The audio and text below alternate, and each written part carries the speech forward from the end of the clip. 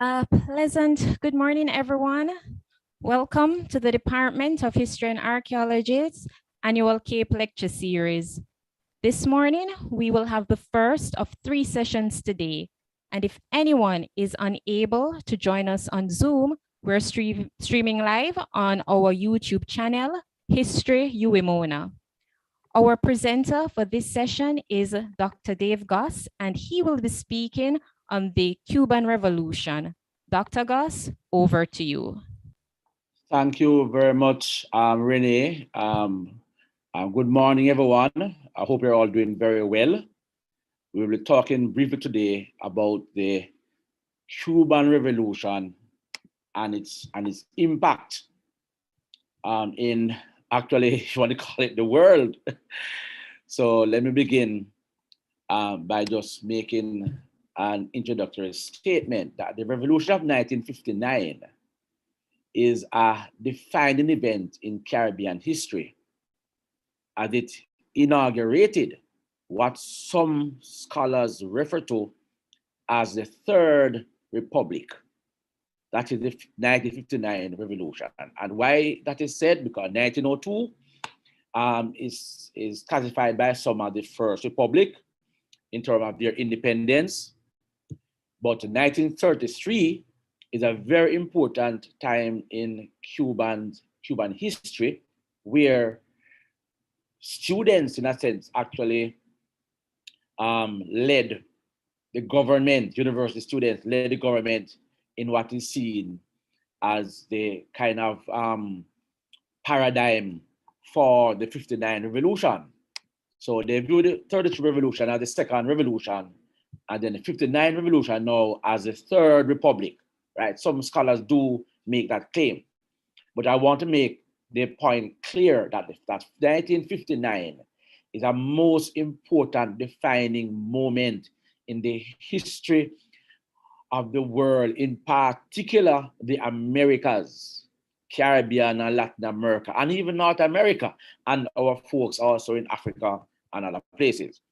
So what is amazing though, is that Cuba, which at that time, well, still is geographically small country, then with a population of around 10 million persons, has projected its own image as a world power post-1959.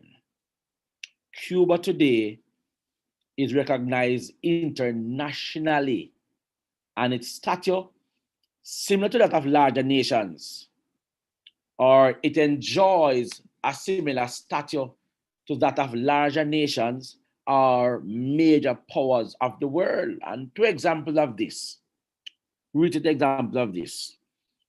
In 2014, when you had the Ebola outbreak in West Africa, Cuba sent 165 health workers to fight Ebola, right?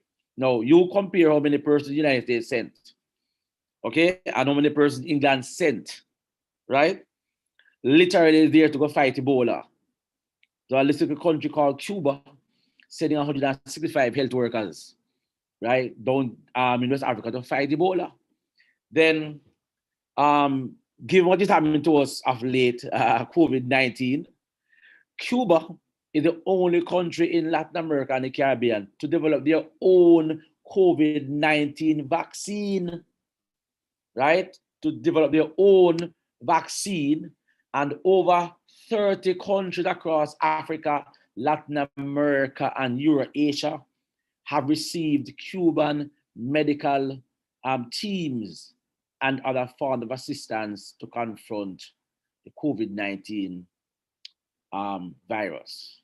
No, that is amazing, right? And that is why Cuba is and as I made the point that the 1959 revolution is a significant watershed moment in Caribbean history, because here comes a Caribbean country, Cuba, who post 1959, right, provides assistance to countries needing assistance, and that is significant, right?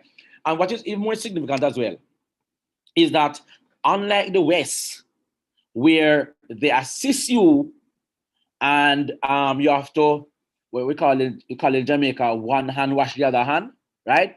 They assist you, but you know how to ensure now that you follow some of the dictates on their social, and political and economic their desires. The goodwill which Cuba offers to the world primarily comes out of goodwill. So how then do we explain this important revolution of 1959, right? What are the factors shaping this important revolution of 1959? We have to go back to what we describe as the Bolshevik Revolution of 1917. This is a revolution now in which Russia emerges now then as a major world power, but more important now, what is called a socialist revolution, right? Which today we describe as the Marxist socialist revolution. It is important because what it does, right? It makes the reality based on what the socialists do argue, that there are cyclical revolutions which will come, which will change the nature of the human world, right?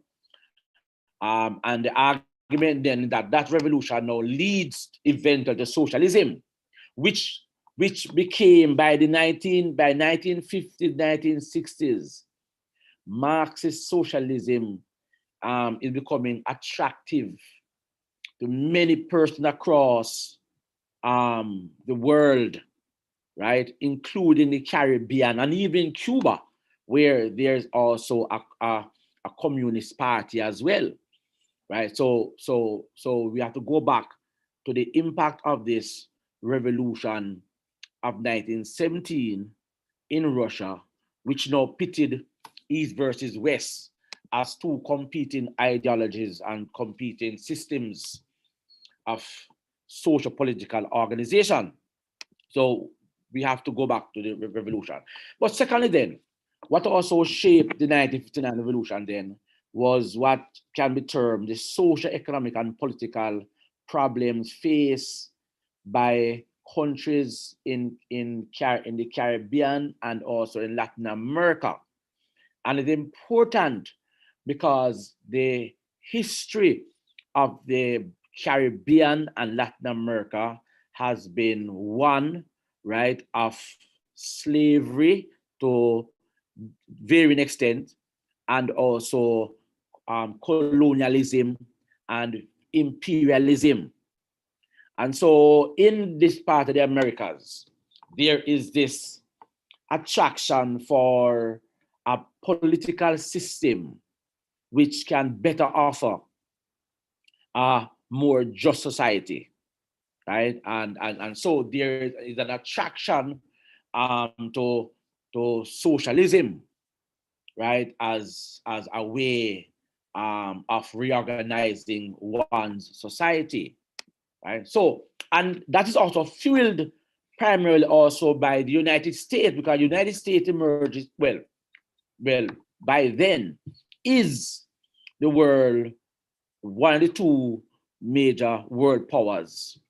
And so the entire world in this sense now is caught up between these two polarities, Russia and United States. But for Caribbean, Latin American people now, we now are in what US call, we are in their backyard. We're under their sphere. And as such, we better play by their rules. And so United States interests in the Caribbean, in Latin America, and part in Cuba is one in which we have to play by their rules. And so there is a longing for this kind of economic freedom, right? Political freedom, to shape our own destiny, right? And this is what leads now then to what some scholars term as a kind of proletarian internationalism. That argument says basically that in the Americas, in the Caribbean, Latin America, right, there is a sense of bonding of people who have been colonized and trying to find a way out of that particular political system. So in this time period then, there is in the Caribbean to Latin America, the view that we have a divine right to self-determination and true freedom. Now, as part of this dialogue, there have been persons, Cuban nationalists such as Jose Marti, right, who was one of the precursors to the Cuban Revolution of 1959, right, who spoke about the impact of United States on their lives. As a matter of fact, Jose Marti, in one of his famous speeches, says something like this, and I'm paraphrasing here now. He says that I live within the entrails of the pig. I'm saying then that I know United States, so, you know, I live there. I know what they are about, and as such, you know, he was fighting for freedom. So there is this desire, this drive by a number of activists in the Caribbean and Latin America, right, to self-determination and the right to choose their own political, social path. Now, this leads me now then to just to talk briefly on the 1933 revolution, which is the prelude to 1959 revolution. Now, it's important because 1933, well, Batista emerges on the scene, right? And he, along with others, right, led a coup to replace the then government.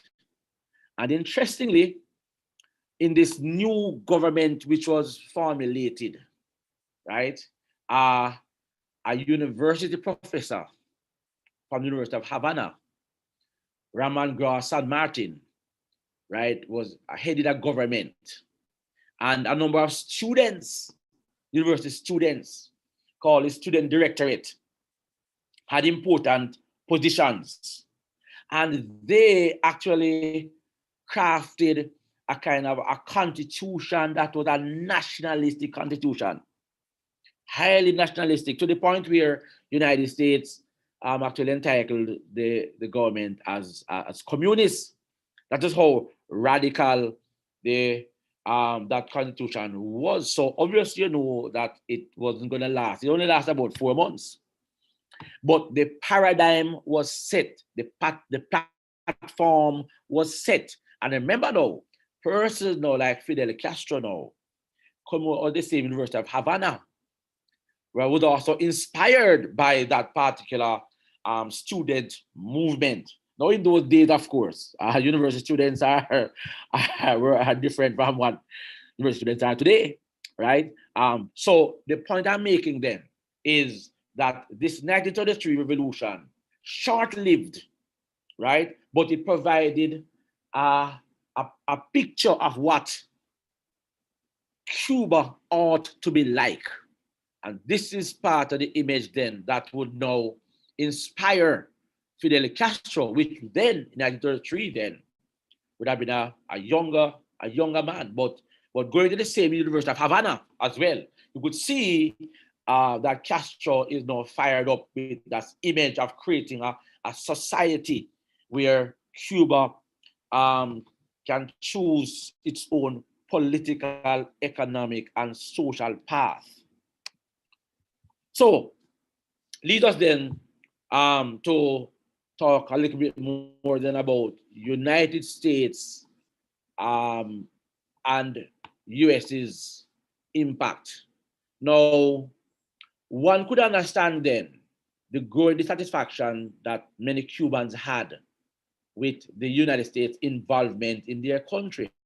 Since 1902, if you remember your history, remember now then that United States was critical in getting out Spain, right, and declaring Cuba independent. But we know that it's not fully independent because United States ensured then that they now double their interest in Cuba economically, socially, and politically. So they were actually heavily involved in the life of Cuba. It is said by some scholars that Cuba was like the playground of the United States, right? Where the rich and the famous in the United States had a field day in Cuba, right? And so you could understand the growing dissatisfaction with the role of the United States in Cuba, leading up to 1959. So for the United States then, Cuba was strategically located, and some scholars would argue that where Cuba is located, they would call it like the middle of the Salients, the middle of this Salients in the Caribbean, stroke Latin America. So they are significant in that part of the world, and that's why you have Guantanamo Bay being, they control Guantanamo Bay right there. So strategically, for their strategic importance, they won't give up Cuba, right? So you could see that sooner or later a clash is going to be had, because Cubans are becoming frustrated. Although some Cubans do benefit from the tie to the United States, but the average Cuban, you could understand, given their history, given what happened in 1933, they are finding a way to create their own political path. But United States was heavily involved in Cuba in terms of investments. So in 1959, for example, the value of United States investment in Cuba in sugar, mining, utilities, banking, manufacturing exceeded that in every other Latin American country except Venezuela. United States heavily involved, invested in Cuba in all the industries. I don't want to say invested here, no, we're talking about the fact now that they control those partner entities, and the profit returned to United States rather than in Cuba. Now, 2/3 of Cuban exports went to the United States, and around 3/4 of Cuban imports came from the United States. That is how heavily involved Cuba was economically in the United States, right? Because the United States saw Cuba as a most significant investment in many ways, right? So, and to make it worse then, persons like Batista, who was a part of the 1933 revolution in a sense, right, was far more pro-US, and so was like the puppet, was United States political puppet, and that also infuriated Cubans. That here you have a leader of the country who is a political puppet of the United States, and as such, US can do anything they want to do in Cuba, and you could understand then. Castros rise to power in 1959, defeating Batista and taking over the country. So in Castro's attempt to clean house, that is now to get rid of not only Batista now, but some of the generals of Batista and those who are very much pro-United States. In an attempt to clean house now, a number of Cuban leaders were tried and convicted, sent to jail, right? But that infuriated the United States more because they argued that those trials were unjust and unfair.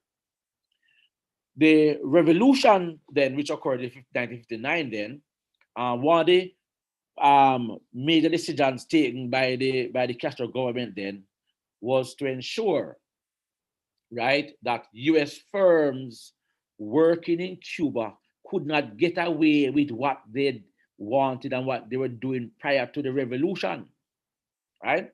And so I'm going to talk a little bit more about these firms and some of the measures initiated by Castro to ensure that these firms were held to book, in terms of what they gave back to the country. But the Cuban general as well know that the revolution occurred, right? Strikes became increased, and increased predominantly because workers now sought to gain rights under management. This is a new system.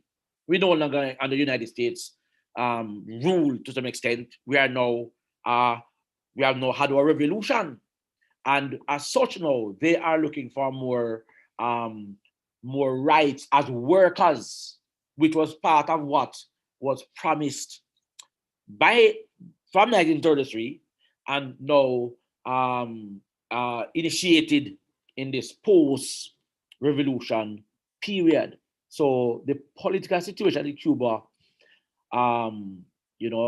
deteriorated in the sense that workers are fighting for more rights. Therefore, on May 17, 1959, an important law which was passed by the Cuban government was what is called the Agrarian Reform Law of May 17, 1959. It was passed by the Castro regime, and what it did, it eliminated the giant estates, right? Taking over farmland of over 1,000 acres, right? With compensation to be paid in Cuban currency bonds to the rightful owners of those estates. So all of these major estates, which were controlled by the United States, now reverted to Cubans, right, and to Cuba, right, and as such, this would have been a major blow, economic blow, to United States economic interests. Furthermore, the Castro government also passed the law which said that no foreigners would henceforth be allowed to own agricultural land, which is another step. Apart from seizing the larger farms of over 1,000 acres, but also foreigners not owning agricultural land also meant that a number of smaller investors from the United States who own land in Cuba had to now give back the land to the Cuban government. So these lands will be turned over now to small private holders and cooperatives, right? This is a part again of the socialist agenda to that extent, where a land, for example, a number of persons living on a small private holding, say 200 of them, they would come together now and become the owners of the land in a kind of cooperative, rather than owned now by a single individual. Particularly this individual now was from the United States. So it was quite clear that this revolutionary Cuban government then realized then that they were on a collision with United States, right? Because the laws being passed post 1959, because the revolution now meant that United States economic, political interests now, those interests now were being sidelined, marginalized, right? And therefore then this agrarian revolution that was started by the Cuban government now meant that Cuba is going in a different direction, choosing their own political path, right? And what was even more disconcerting to the Americans now then, that was quite clear that Cuba was going in a direction of what you call state intervention, where the government, rather than private practice, if you understand capitalism now grows because private capital acquires land and do whatever they want in making money, and the state, is seen as a socialist role. But Cuba is going that route where the state is intervening to try to ensure that they level the playing field. Now, so for example, then, when it comes to the public utilities, mining, sugar industries, manufacturing, all those areas which are controlled by the United States now then, all those sectors, right, are now coming under state control.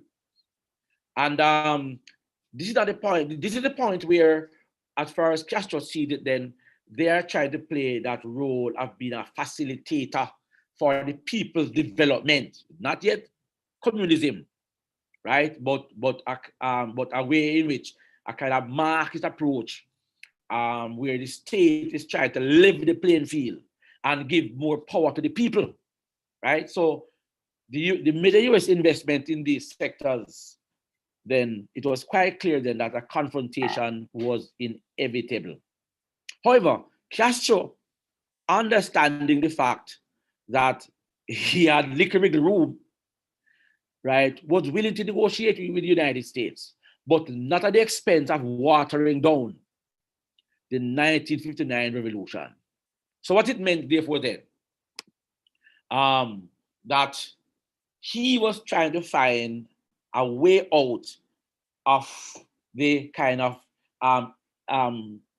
dependence on United States. Now, one part of scholar of Latin America, Thomas Skidmore, argues that it was not that United States was running to Cuba, that Cuba was running to Soviet Union. Not at that point, because Castro, as we say we ever said in Jamaica that said they don't swap black dog for monkey, right? You don't run from one to the other one. You're trying to create a middle ground, a middle path. So he wanted to negotiate with the United States, but on his terms. But the other question in Castro's mind then, that the Soviet Union then was another alternative. Which one? Was the Soviet Union be willing to help to fund them and allow Cuba to be what Cuba ought to be, right? So that's the question that Castro had in his mind, right? And that question was answered because Russia, they decided that they would take up that slack and they would help to fund Cuba so that Cuba could be that break from the United States, which what eventually happened.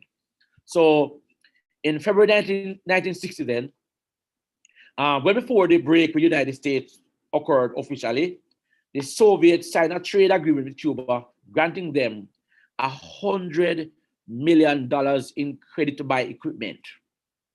They also promised them that they would purchase the greater proportion of sugar from the estates in Cuba for the next 4 years. No, and if you students remember your Caribbean history, you remember that Cuba by this time period now was a major sugar power in the world because of how they reinvented to some extent, re-engineered the sugar economy, right? Where they had what they call centrals and railroads to bring in, so they were far more efficient and producing a lot of sugar.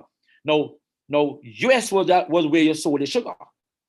But if you're gonna break with the United States, now where do you sell the sugar? This is where Russia decided now that yes, we will purchase most of your sugar for the next 4 years, right? So you could understand then that break now with United States and then that attraction now and relationship now with Russia. So by the end of 1960, then Cuba swung toward the east, right? Although they never fully declared themselves yet as a communist country even at that time, but it was quite clear the direction in which they are actually going. So let me move now then to talk about then the impact of Cuba now. So now they are settled, they chose their own political path. Russia is supporting them economically.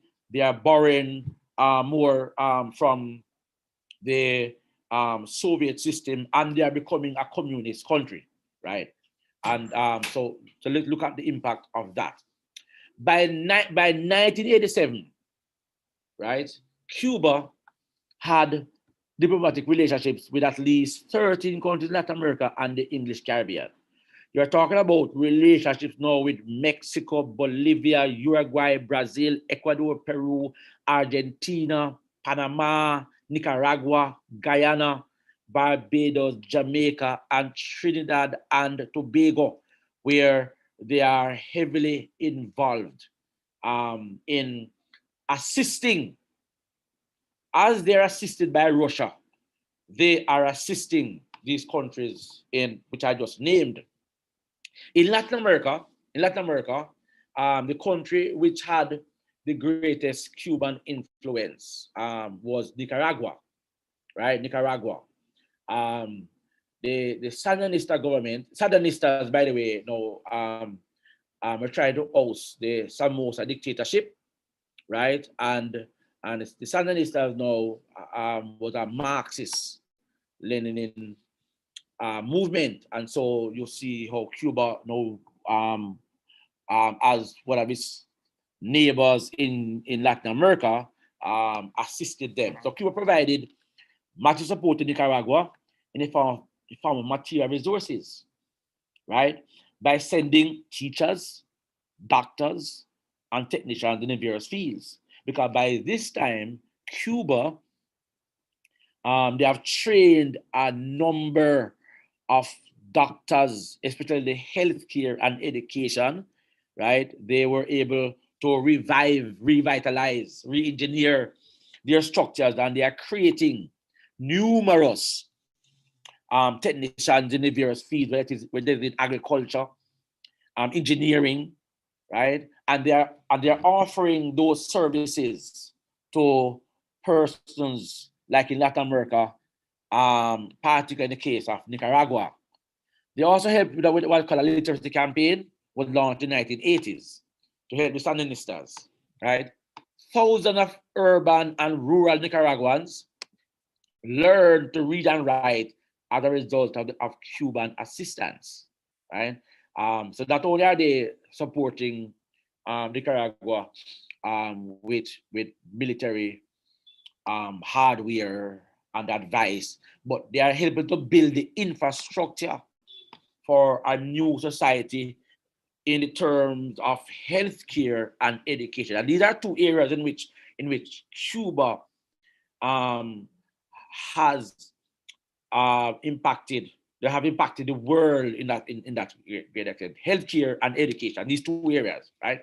And right now in Nicaragua, they are teaching a number of Nicaraguans to learn to read and write. Right? So Havana played a also important role now then helping Nicaraguans now to defend itself from the Reagan-inspired Contras, which was a group supported by the United States now to defeat the Sandinista government. Right, so Cuba is critical, right? And the experience in combating CIA scheme for over 2 decades proved to be a valuable asset to the Sandinistas. Don't forget now then that Cuba actually defeated the United States at the Bear Pigs, right? Okay, so they have developed the expertise, right? And offered that expertise not only militarily now, but socially and politically, right? And so in Latin America, Nicaragua is one of the most important allies, and they gave assistance to them. If you turn to Grenada, for example, Grenada now in the Caribbean, now this is near a home for us, you know. Grenada also received as much assistance from Cuba. Now, in 1979, on March 13, 1979, Maurice Bishop and his New Joel movement, which also by this time period as well, had declared themselves a kind of a Marxist government, right, had overthrown Eric Gairy's corrupt dictator, and they were now the government in Grenada in 1979, right?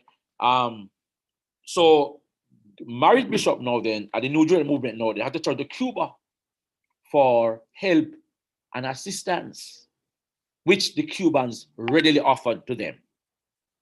Therefore, the bishop then established this particular relationship then with Cuba on 14th of April 1979. Cuba sent 8 missions now to assist the Grenadians in their revolution. And again, copying what was done in Cuba, what was done also, what they did also in Nicaragua. They are helping the Cubans. Though one of the Cuba's important committees which they developed after the revolution was called the Committee for the Defense of the Revolution, CDR. What this was, that in the idea was to get or use some of your allies, some of your supporters.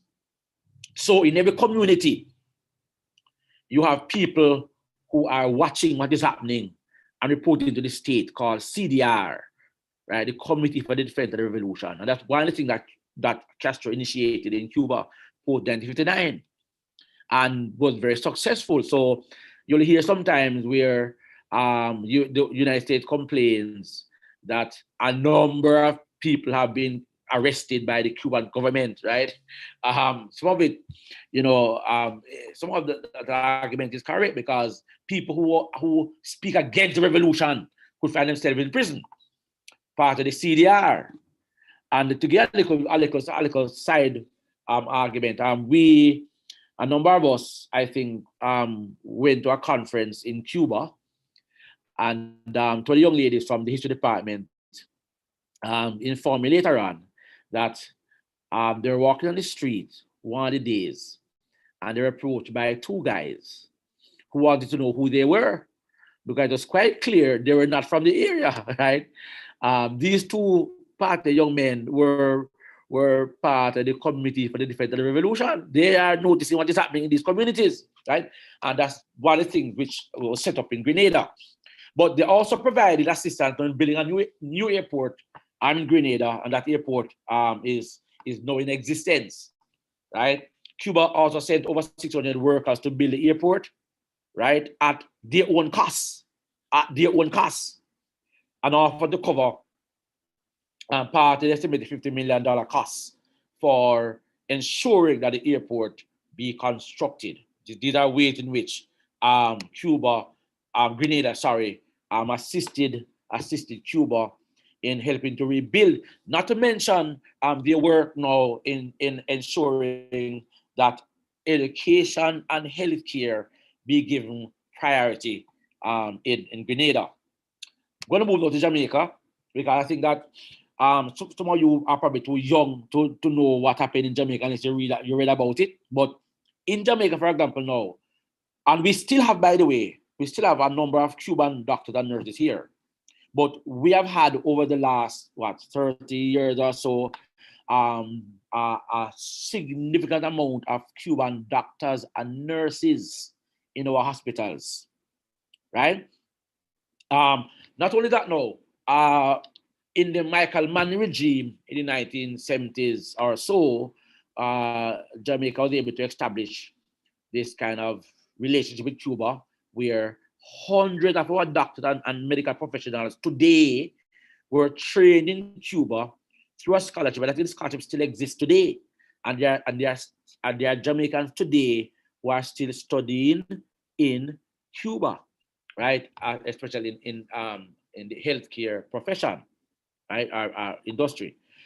The Cubans also build schools in Jamaica, such as Jose Marti, right, and Garvey Maceo, G.C. Foster College, which we know today now is important in the training of coaches to go into the schools. And whatever success is now in track and field is related specifically now to G.C. Foster College of Physical Education, right? They also built a school also in Montpelier, St. James, right? In addition to that, now, a number of Cuban engineers and agriculturalists have had experiences where they're able to learn from Cubans in the area of engineering and agriculture, right? And they're providing assistance as well to other small Caribbean islands, Trinidad and Tobago, and many others across the Caribbean.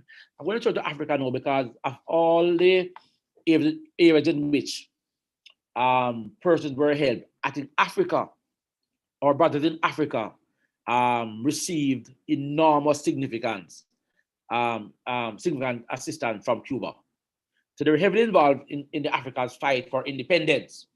For example, over 1,000 Cuban advisors were sent to Africa during the 1960s, right? This is in comparison to what happened in Latin America, the same time period, right?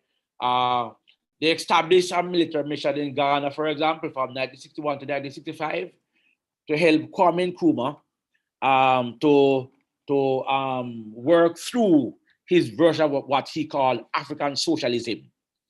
Cuba was significant in assisting Ghana from 61 to 1965.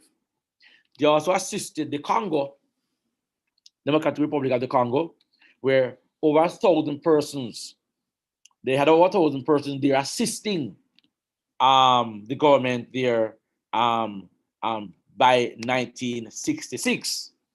In 1960, Cuba was already supporting the Algerian Liberation Front, the FLN, with military and medical supplies. Cuban troops also assisted in the Algerian-Moroccan border war in 1963, in which a Cuban battalion participated in support of Algeria. In October to November 1975, Cuba also sent troops to Angola to support the popular movement for the liberation of Angola called the MPLA. Right? They also deployed Cuban troops in incremental stages. So, for example, they start with 82 men going to Angola from Cuba. All right, and that moved up now to 4,000, sending at least 4,000 Cubans into Angola. Then later on, now that the numbers climbed to 5,000, then to 7,000 additional troops were flown into Angola by way of Soviet transport. Eventually, they had over 18,000 persons, right, in Angola overall as the highest amount. That is a significant amount of soldiers and other persons assisting the government in Angola to fight for their independence, right, from Portugal, right? So in significant, and part of the reason again, because remember now, Cuba is tied now to Russia. Russia is assisting country to fight for their own liberation, and as such now, Cuba is a part of that. They also undertook military intervention in Ethiopia.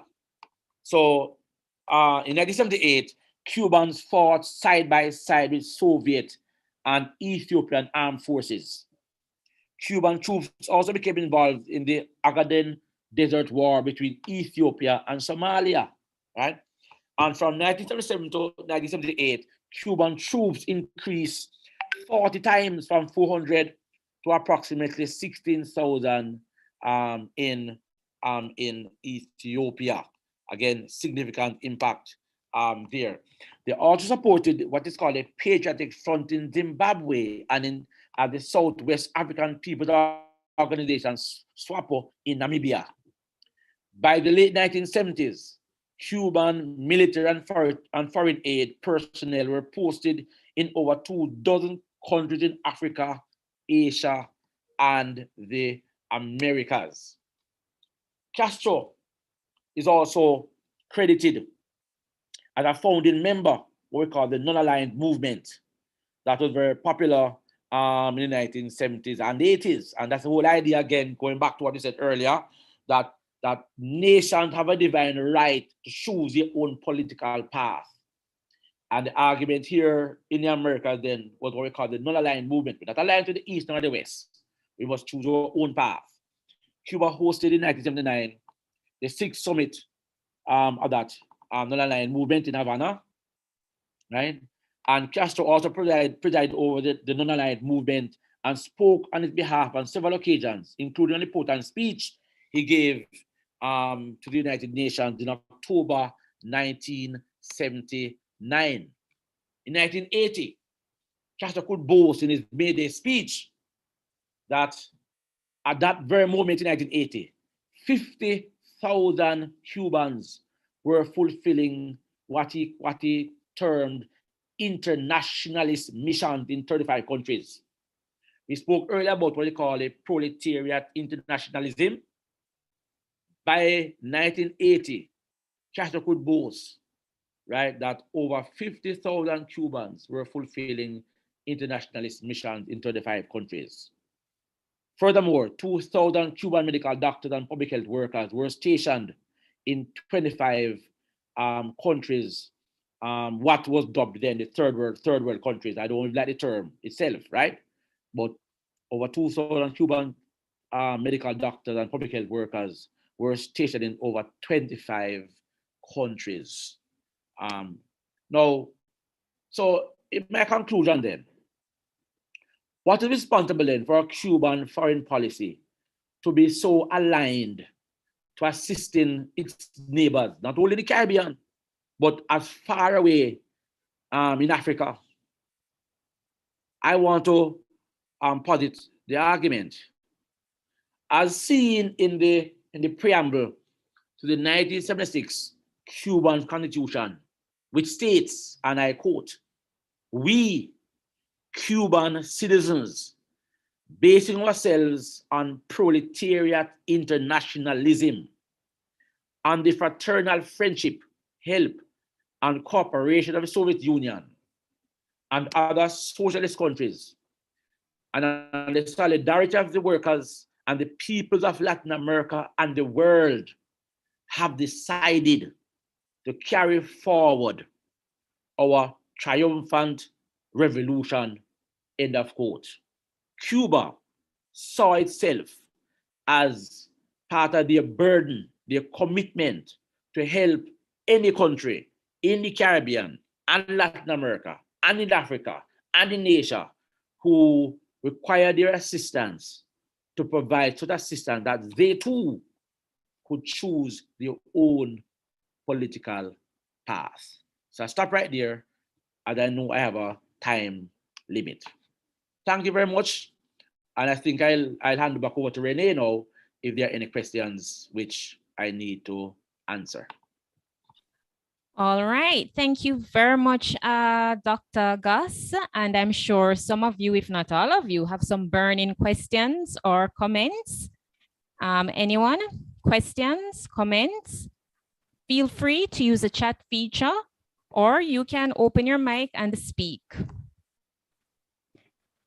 Any questions or comments? While you're thinking about it, Dr. Gus, I have a question. Yes.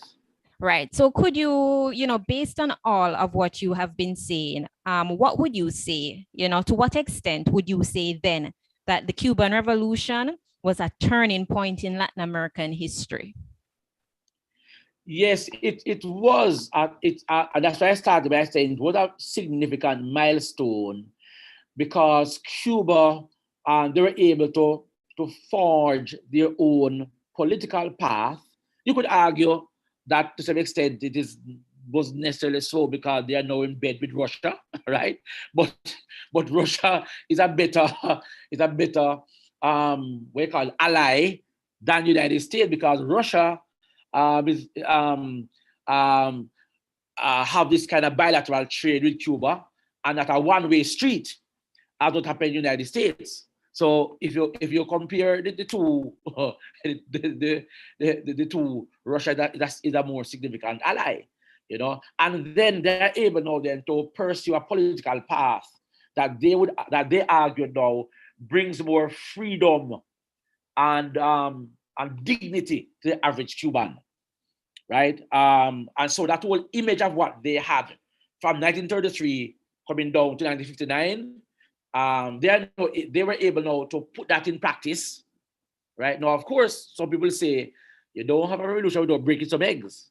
So there are casualties, of course, where some people are arrested and all that, but they are able to revolutionize their education system, their healthcare, those two in particular, right? And now then, they have a burden now then to share the rest of the world, which they have shared, as what Castro argued by showing then that by 1980, they have sent over how many doctors and nurses and soldiers to help fight the battle in other countries. So it's not just talk, they have actually lived it out, right? And that is why even for us here in Jamaica, we are still benefiting from what Cuba gave us without we asking Cuba. In other words, that kind of quid pro quo where they help us, we help them. It is their assistance to us building schools. Which school do we know that United States built at least in Jamaica free of cost? Put it that way. We can't name one. But look at Cuba. We can say Cuba built a number of schools that are still in existence today and are provided and still provides medical care. If you want agriculture expertise, right? They can provide it because they are committed to so-called third world countries, developing countries in quotation marks, being able now to fulfill their divine mandate to live as a sovereign state. So I just leave it at that. All right, all right. Thank you so much for that, Dr. Gus. What about our audience? Any questions, any comments, anything you're not clear about? And you're rearing and ready to go into that exam, you know, well informed. Well, Renee, let me also add something else as well. That for students who want to know more about the 1933 revolution, I mentioned that book by Thomas Skidmore about Latin America.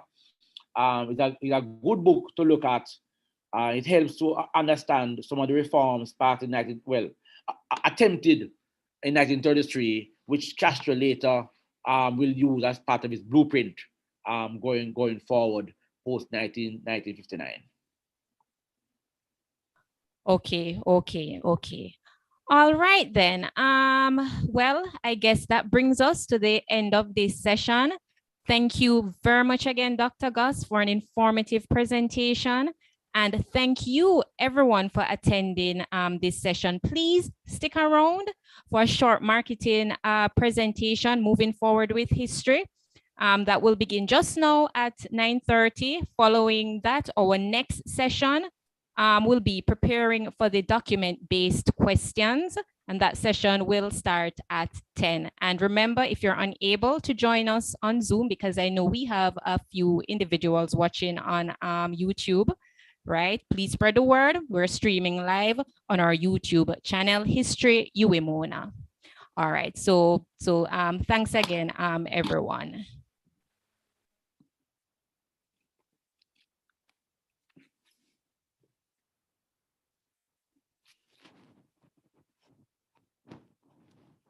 Hey, you good?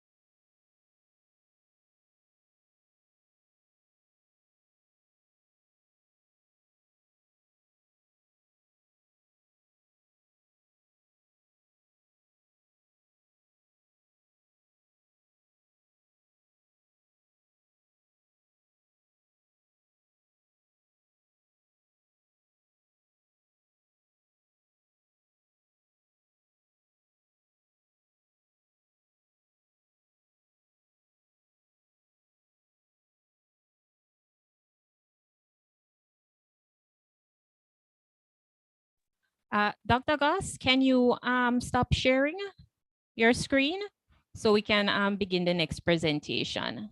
Thank you.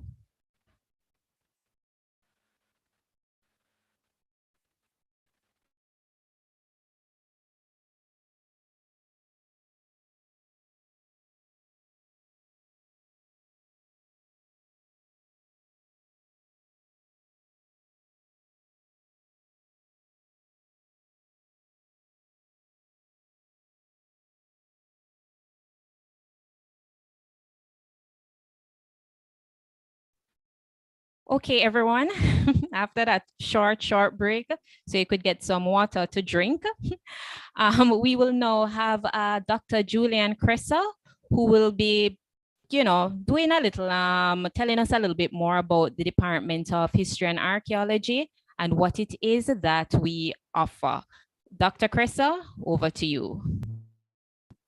Dr. Nelson, thank you very much. Good morning, and good morning to everybody who has joined. I'm glad you could be here with us this morning, and I'm glad that you've stuck around for my little 20 minutes. I know that you probably want a break in between lectures, so I'll try to make this short and interesting.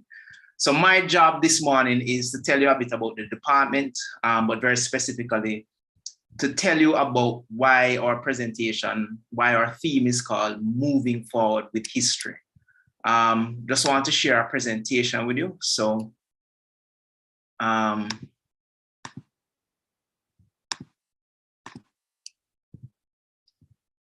right. So moving forward history, can you just let me know that you're seeing my screen okay?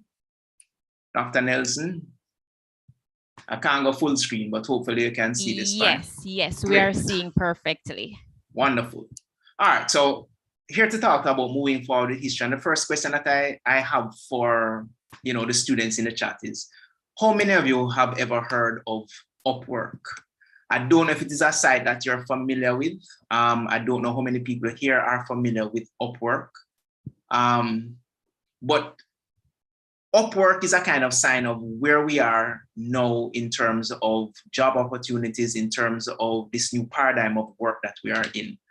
Upwork is a site, for those of you who are not familiar with Upwork, Upwork is a site, all right, and I see Percival in the chat saying that he's heard of it, Ashanti Green as well. Upwork is a site in which you can find job opportunities remotely. And it is very characteristic of the time that we're living in.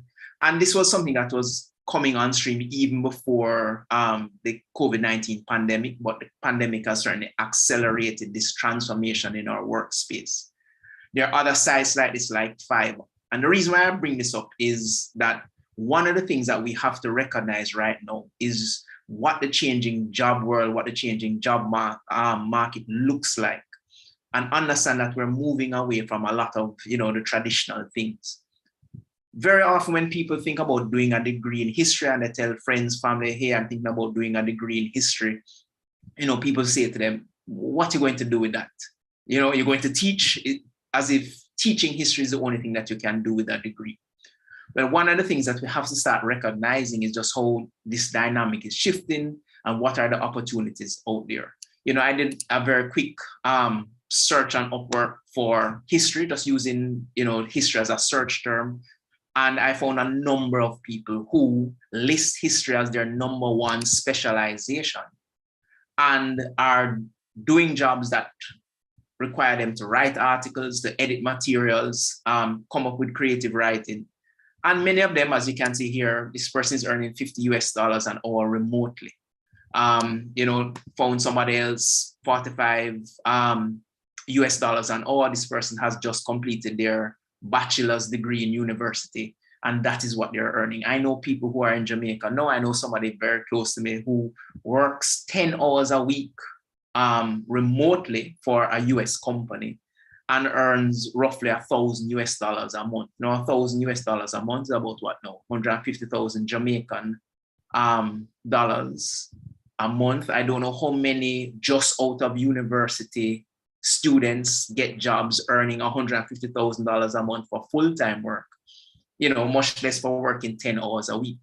So the point is that right now we have to move forward in terms of our thinking about employment, about what the work world looks like, what it's going to look like going forward. And we are in already an age where content is king. Content is king. Most of us spend an inordinate amount of time on the internet, on social media. The world is driven by content. And if you can create content, there are many opportunities out there for you. And one of the things about history is that the history content is constantly in demand, and it's in demand in many different ways. So for instance, if we think about entertainment, if we think about docudramas, if we think about historical drama series, some popular series that come up that have been on Netflix in the last decade include things like Spartacus, include things like Vikings, include things like currently Bridgerton. That's a very popular series. So there's this demand for content in these ways. And whenever these shows are being produced, they hire historical consultants who will come in to do fact-checking, to help with the writing, to ensure that, these things are historically accurate. So there's a demand for consultants in that way. And it's not just in terms of television series or movies. And it's not just in the Western world. Some of you I know are very interested in, Asian dramas, Korean historical dramas, very, very popular. Something that is increasingly popular even in Jamaica, but in the West generally, are Japanese manga and anime. And sometimes we don't even realize the history that informs the production of a lot of these things. I don't know how many of you may know, the saga of Tanya the Evil.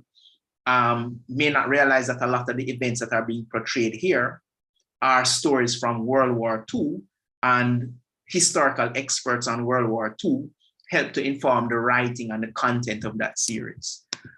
For those of you who follow a lot of anime, Edo period anime are very popular. Demon Slayers, many of the other anime that focus on samurai characters speak about this Edo period in Japanese history. And again, it is people with this type of historical knowledge who come in and help to create content, help to edit content, help to act as consultants when this content is being made. So historical content is in great demand, and content generally is something that is of incredibly high demand good right now. And if we are thinking about what do I do when I leave high school, what do I want to do to earn money, what do I want to do as a job, as a career, one need not think just in traditional terms of lawyer, doctor, teacher, those types of occupations. But more and more and more, one needs to think of creating content, because content is such a high demand thing. There are other ways in which you can create content as well. For instance, podcasts are also something which are in high demand, and there are many historical podcasts that are incredibly popular, that get tens, if not hundreds of thousands of downloads. And of course, these things, as you know, create opportunities for marketing, create opportunities for ad revenue, and people make good living creating podcasts. There are literally, if you search, thousands of very good historical podcasts that are out there. There's many other types of careers that are associated with the production of historical content. So when we think historian, I want us to start broadening our minds in thinking about what it is a historian does. Another example of a history-related career, or history and heritage, or history and archaeology-related career, is photogrammetry. And photogrammetry is the use of multiple camera angles to create 3D renditions of objects. In the museum space, more and more and more, because we have to deal with virtual audiences like yourself, we have to find ways of getting our real, tangible content represented in a virtual space. Something like photogrammetry that creates these 3D models that you can view online from, some of you I'm sure have seen these things where you can, have a 360-degree look at an object, virtual reconstructions of old buildings, things like that. This is something that is in high demand because of the new paradigm that we find ourselves in, where there's this demand for virtual content, where there's a demand to access things remotely. Virtual reality is also a technology that is growing exponentially. And virtual reality has, many different applications, educational applications, but also entertainment applications. And I'm sure some of you may well be interested in or familiar with, virtual reality games. And again, there are games that are based on or that draw on historical content. And there are the need for people who have this type of historical knowledge, who can act as consultants. But then also people who can pair certain skill sets like photography, like editing, with their historical knowledge. And this is part of the way in which we as a department are trying to move forward with history. We are moving forward with how we deliver history to students, because we recognize that the demand for historical knowledge is changing constantly. And there is a need to shift the way in which, we package that historical knowledge. But history itself is going to be constantly in demand. I know a lot of times we think, boy, if I do history, what's going to happen? Am I going to get a job? Well, what you need to understand is that history itself is going to be constantly in demand. History explains the present that we find ourselves in. All of the situations that go on across the world right now, there's, the Ukraine-Russian war, there are many other things that happen. And anytime there are these issues that are going on, and there's a need for explanation, society calls on its historians. You go on CNN, you go on MSNBC, you go on all of these news stations. Anytime there's issues like these that need to be discussed, the experts that they're calling in are very frequently historians of different kinds. So if you have historical knowledge, if you have historical skills, you are going to be in demand. What we need to do more and more, as I said, is to find ways of equipping ourselves to deliver this type of historical knowledge in new ways, be it in the creation of podcasts, be it in the creation of documentaries, be it in the creation of other forms of digital content. And this is where the Department of History and Archaeology at UMONA has begun to move, is moving towards. We have, for instance, courses on audiovisual history and heritage, where the culminating exercise of this course is that you actually produce a documentary of your own. So in addition to being taught about history and heritage, you're actually being exposed to video production, editing skills, audio recording. There's an undergraduate course taught by Dr. Nelson, your moderator, and myself, called Digital History, in which the culminating exercise is that students have to produce a website. So you're being exposed to how to create websites, how to incorporate all forms of digital technology in these websites, videos, infographics, animations. And so we, as I said, are changing the way in which we look on the delivery of history. And we are trying to equip students with the skills to go out there and deliver historical content in all types of ways. So you can come to the Department of History and Archaeology and do a number of different majors that are going to prepare you in these ways. You can come and do a straight BA in history. Your concentration is going to be history. You can choose to do courses in a variety of areas. We, of course, concentrate on Caribbean history because we are a Caribbean institution, but we teach North American history, Latin American history, European history, African history, Asian history as well. And so there's that opportunity for you to explore these other areas of content. What we also recognize in the department is that not only do we need to move forward with how we teach history, we recognize that a society draws on history to explain the present and to guide its steps for the future. So the tagline, moving forward with history, is also meant to signify that what we are trying to do is to create the knowledge, create the skill sets that is going to provide society with the type of information, the type of knowledge about the past that it needs in order to move forward. And our degree programs are designed around that idea. So as I said, you can do a BA in history. You can pair history with archaeology and do a bachelor's in history and archaeology. And again, the idea is we're going to pair the skills that the historian needs, the knowledge that the historian needs with other skills, in this case, archaeology. And again, the careers that are in archaeology are growing, are wide. We can think outside the box. I had a friend who was just interested in scuba diving, and his interest in scuba diving has now led to him being one of the foremost marine biologists in the world. Well, something that is also growing out of this practice is marine archaeology. And so you can think in these types of ways of, here is somebody who had an interest in diving, but also an interest in history, and found a way to pair them together, in which now history kind of serves this other interest and this other need.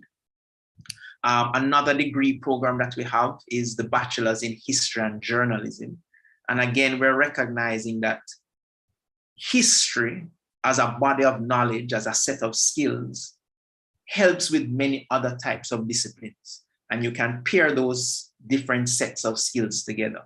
So we have a BA in History and Journalism. We partner with CARIMAC, the Caribbean Institute of Media, and students will do courses in journalism. They'll learn about various forms of digital journalism. They will do video editing. They'll do digital media production. They'll learn broadcasting. And then they're also doing history courses, so that if they go into this world of journalism, into this world of content creation, they not only have those types of writing and broadcast skills and investigative skills, but they also have the skills that history provides and the knowledge that history provides. And they, I think, are in a better position than persons who just do straight journalism. Another combined degree program that we have is the BA in History and International Relations. And again, the concept is the same. Having a knowledge of history, having the skill sets that history provides, is going to put you in a better stead when it comes to careers in politics, in international relations, in foreign affairs. I mean, again, the idea is in this paradigm that we're in, we have to be thinking globally. Don't think only in terms of jobs in Jamaica. Right now, the entire world is open to us in ways that it has not been open to us before. That means there are opportunities for us to go elsewhere and work elsewhere. This is a picture from the United Nations that, is a great place to work. But we can also access a lot of these types of opportunities remotely. We don't need to leave Jamaica to do them.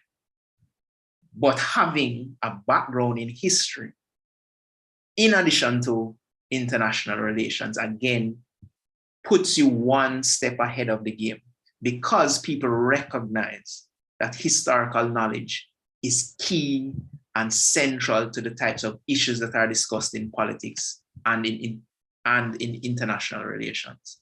And a lot of people who enter politics, who enter international relations, have history backgrounds. Just a random search, two of the most, powerful people in the world are people who occupy two of the most powerful positions in the world.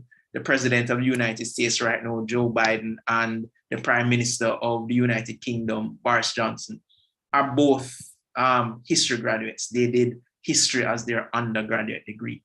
So history is very often a stepping stone to many other things. And that is, what I want you to take away from this presentation, that we are moving forward with how we deliver history to you. We are trying to create many new ways in which you can think about applying history. But we also recognize that for society to move forward, they will always need to rely on knowledge of the past to guide the steps, to explain where we are. And therefore, we are ensuring that we continue to produce the people who will have those skill sets to provide that type of knowledge and guidance. And so there are many opportunities, many different degree programs. And even if you're not interested in a straight history degree, then there's also the option of just doing a minor in history. And again, in this way, you can do government, you can do foreign languages, you can do many other types of courses, and you do a minor in history to provide that additional context and knowledge that gives you that little bit of a cutting edge over your peers. So I'm encouraging you to think about history. I'm encouraging you to realize that, you know, I come across a lot of people who say, boy, I really love history. But when I left high school, I stopped doing it because I couldn't think about, you know, a career in history. I couldn't think about a job. And I only want to say to you this morning that if you have an interest in history, if you have a love of history, there is no need for you to say, I have a love of history, but there are so many new, exciting ways in which you can transform your love of history and interest in history into a very viable, interesting, and even lucrative career. And I'm hoping that you will come and move forward with history with us here at the department. All right, so that is my 20 minutes. I thank you very much for hanging around. Hope that, you know, in some ways this has helped. And as I said, you know, hopefully sometime in the very near future, I will see some of you in the department as students of history and archaeology. Thank you very much and enjoy the rest of the lectures that we have prepared for you. Take care. All right. Oh, and if you have any questions, if you have any questions at all, I'm happy to hang around for a couple of minutes and answer any questions you may have.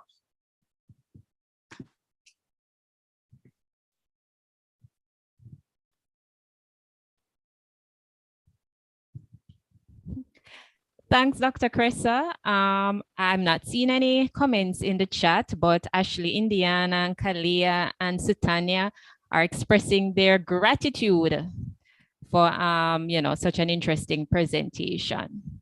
All right. So no other questions?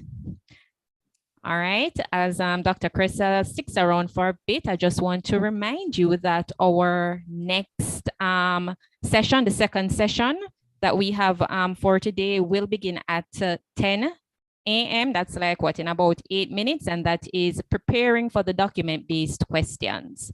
All right, so you can go and take a quick little break, some fresh air, get something to drink or eat, and we'll see you back here at 10.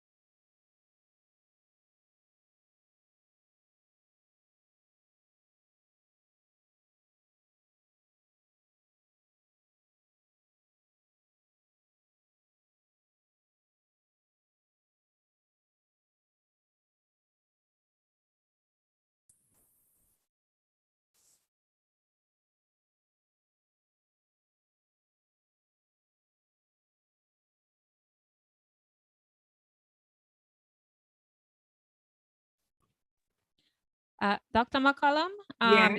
yes, you should be able to share your screen Okay, now. I can do that now. Yes. Thank you very much.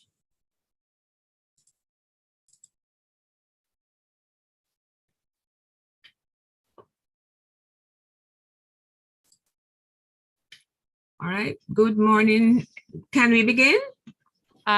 In about a minute, and Okay. then I will introduce you, and then we can begin. Very well, very well. Yes.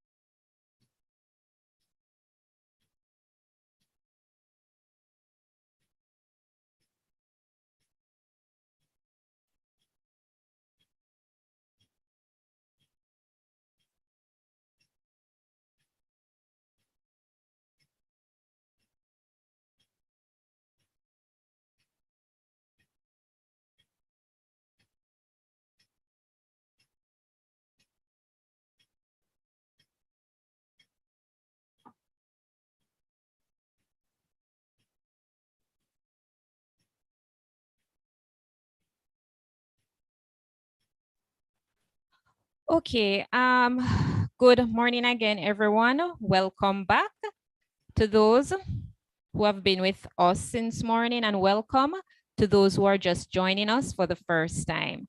So we continue with the second of our 3 sessions today. And remember, if anyone is unable to join us on Zoom, we are streaming live on our YouTube channel, History UMONA. Our presenter for this session is Dr. Diane McCollum, and she will take us through preparing for the document-based questions, because I know this particular, session, this particular question, right, is normally challenging. And so Dr. McCollum will show you exactly how it is you should get through this. And please, guys, please, I'm sure you will have questions regarding this. So please, please do not hesitate to ask your questions. Dr. McCollum, over to you. Okay, thank you, Dr. Nelson. Good morning, everyone. Let me just introduce myself firstly so that you can see me, and then I will turn off the video so that you can focus on the presentation. So my name is Diane McCollum, and I'm in the School of Education in the Faculty of Humanities and Education. And so this presentation is a part of what I would call my most enjoyable aspect of preparing for the CAPE exam. I love document-based questions, and I used to prepare document-based questions when I was the examiner, one of the examiners with CAPE. And I know, as Dr. Nelson has said, that our students tend to have a little fear about document-based questions. So I am going to try my best to see if I can help you with preparing for the document-based questions. And as the slide says, really, when you're preparing for the document-based question, you're really preparing for the entire exam, because preparing to answer document, it's a little more intricate, and there are things that a little, there are details that you have to know and understand in order to be able to answer the different document-based questions. So I'm going to start my presentation now, and I'm going to share with you what the 3 main objectives are.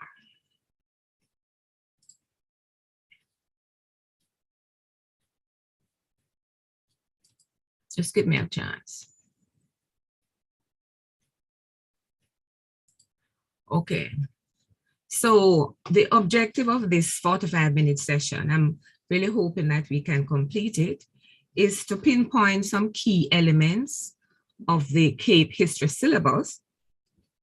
And this is done in regard to helping you to see how the syllabus sets you up to do the best job you can in terms of answering either essay questions or document-based questions. So I'm going to pinpoint those elements. Then I'm going to review with you the knowledge, skills, and understanding needed to answer document-based questions. And finally, hoping that we will get to this, I'm going to suggest the formation of study groups of not more than 6 members in your institutional or instructional setting to tackle the modules in Unit 1. Now, it is possible that you're already in study groups. I'm just going to share some more insights into how these groups can be made effective. All right, so the first thing I'm looking at is the key elements of the CAPE history syllabus. Now, one of the first things that you see when you open your syllabus is the page which outlines for you the statement of rationale. And if you've ever looked at it, you will see that the syllabus states that the discipline of history consists of 3 aspects: the content, which I know that you tend to know well, the organizing principles, and the method of inquiry. So you might not pay much attention to that point that says the organizing principle, but it really is about how the syllabus developers have organized the content in relation to what history is, but also some consideration of, our own psychology, how we learn best. And so at your age and your stage of development, it is felt that you don't need to work with chronological sequencing of topics.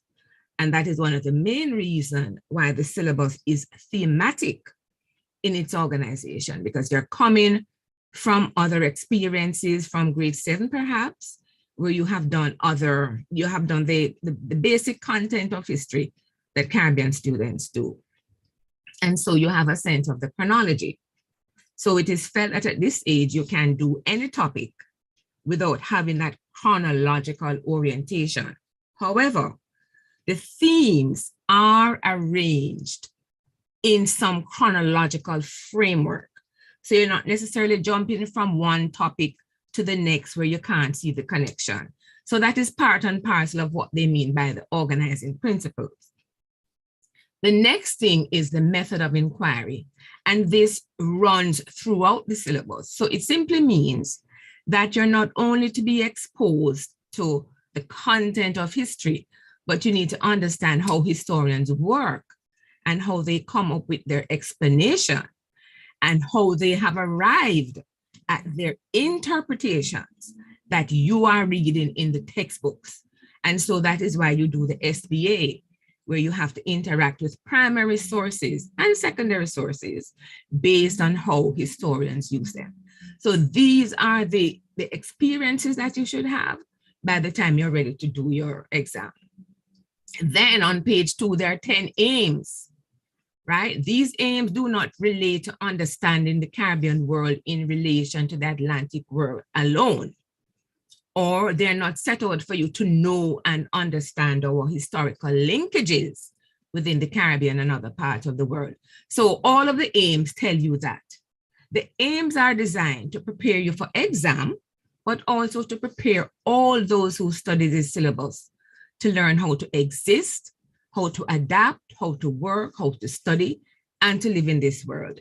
So if you were to spare some time to look at the aims, you will see that the syllabus is not just about getting you to know the content for the exam, but you're getting some skills, you're getting some understanding that will really help you to be productive citizens, to help you to understand what's going on now, because you have a reference in terms of the study that you have done of history. So that is the important thing for you to understand. It is educating you, not just preparing you for exam, all right? And I'm going to zero in now on the skills and abilities to be assessed. That is what we're here for. The skills and abilities to be assessed are addressed on page 3 of the syllabus. So I'm going to advise you and suggest you, so you go back to these. Now, these skills and abilities are categorized under 2 headings. The first is knowledge and comprehension. So whatever content the syllabus covers, you are expected to display the knowledge and comprehension expected, required. And these are what are tested in the multiple choice, in the essay, and your documents. All right? Now, some of this knowledge and comprehension include content and concepts. So content is good, but concepts, the grammar of the discipline, you need to know and understand. And some of these are time, chronology, cause, effect, historical significance, and interpretation.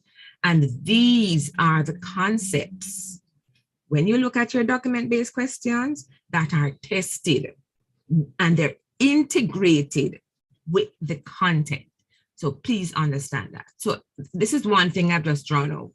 Now, the second of the skills and abilities to be assessed is inquiry and communication. This is largely tested through your SBA, but it is also expected that you would understand how sources, primary sources, contribute to historical arguments.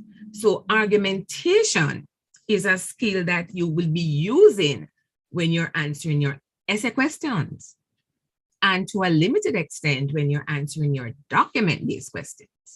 So you have to understand how these 2 sources, primary and secondary sources, what they are, the nature of these sources, their limitations, and how historians use them. All right? Okay, so we're going to be using one example of the different themes in the syllabus. Well, in Unit 1, just for you to see how you can use the syllabus itself to organize your own study. So we're looking on Unit 1, Module 1, Theme 1. And notice we're looking at it under the heading Knowledge and Comprehension. And under Knowledge and Comprehension, it is expected that you will display the ability to understand the themes, the topics, the periods, the individuals, the ideas, the events, and processes covered by the syllabus. So as I go along, I'm making suggestions. So you can use the syllabus to organize how you're going to study the different modules and the different themes.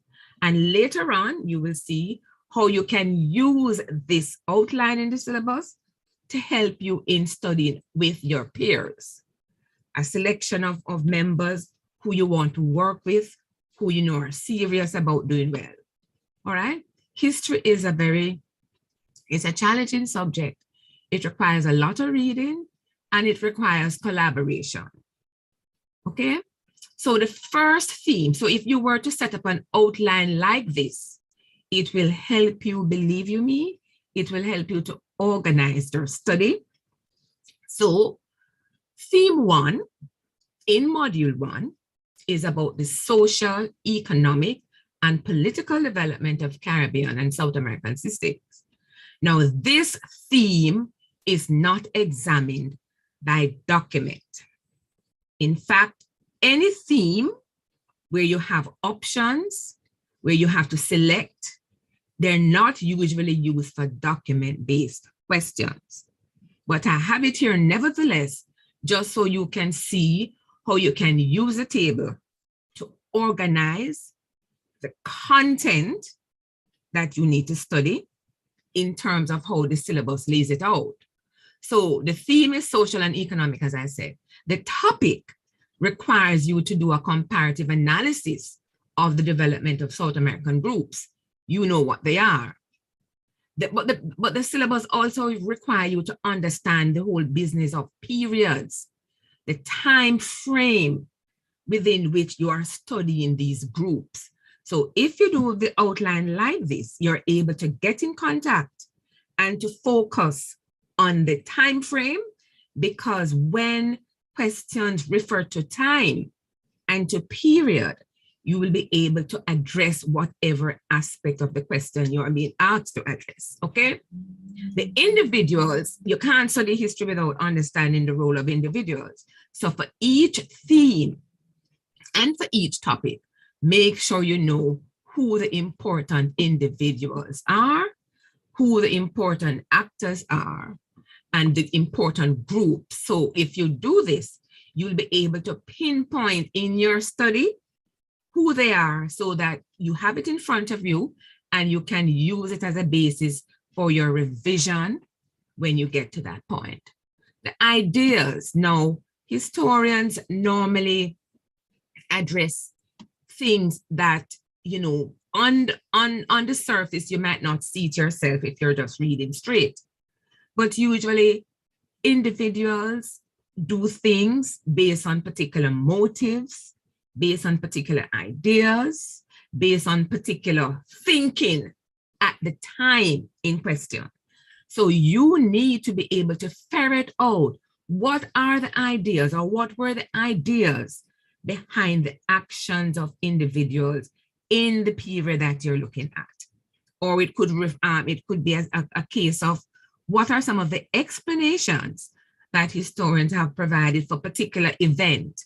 Sometimes they provide us with some theoretical ideas, and theoretical ideas are really those which suggest that there is yet no hard and fast conclusion about a particular event. And some of these would be more distant events, like how did the Amerindians arrive in the region? This is a theory, the Bering Strait theory, which as the name suggests, they are still not necessarily settled on the ideas behind their arrival. So you need to understand the difference between historical fact and theoretical explanations, all right? Now you too should identify the different events. So this is the crux of history. What are the different events relating to the particular theme and the particular topic? And then processes. The historical process is, well, history is about change really, but within change you have continuities. So you have to understand when historians go to work, they are looking at a particular period. You see how the period come in? And they're looking at the change over time. So you need to have a sense of what is the historical process that the historian is explaining when they're writing what it is they're writing. So if you use this principle provided for you in the syllabus, you will be on your way to organizing your study in a way that you can make sense of what it is you're doing. All right.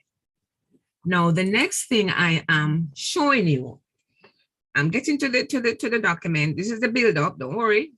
The next thing I'm showing you is how you can then use the outline I just provided to provide yourself with what we call a visual representation of the topic. So for every topic you do, you really should try to do some mapping of the topic. And this is something that gets easier with practice. So history is abstract, we know that.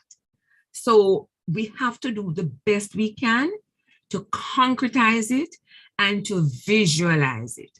And the best way to do it, no complicated mapping, use a straightforward graphic representation that can give you an idea of all of the issues and the elements of the particular topic.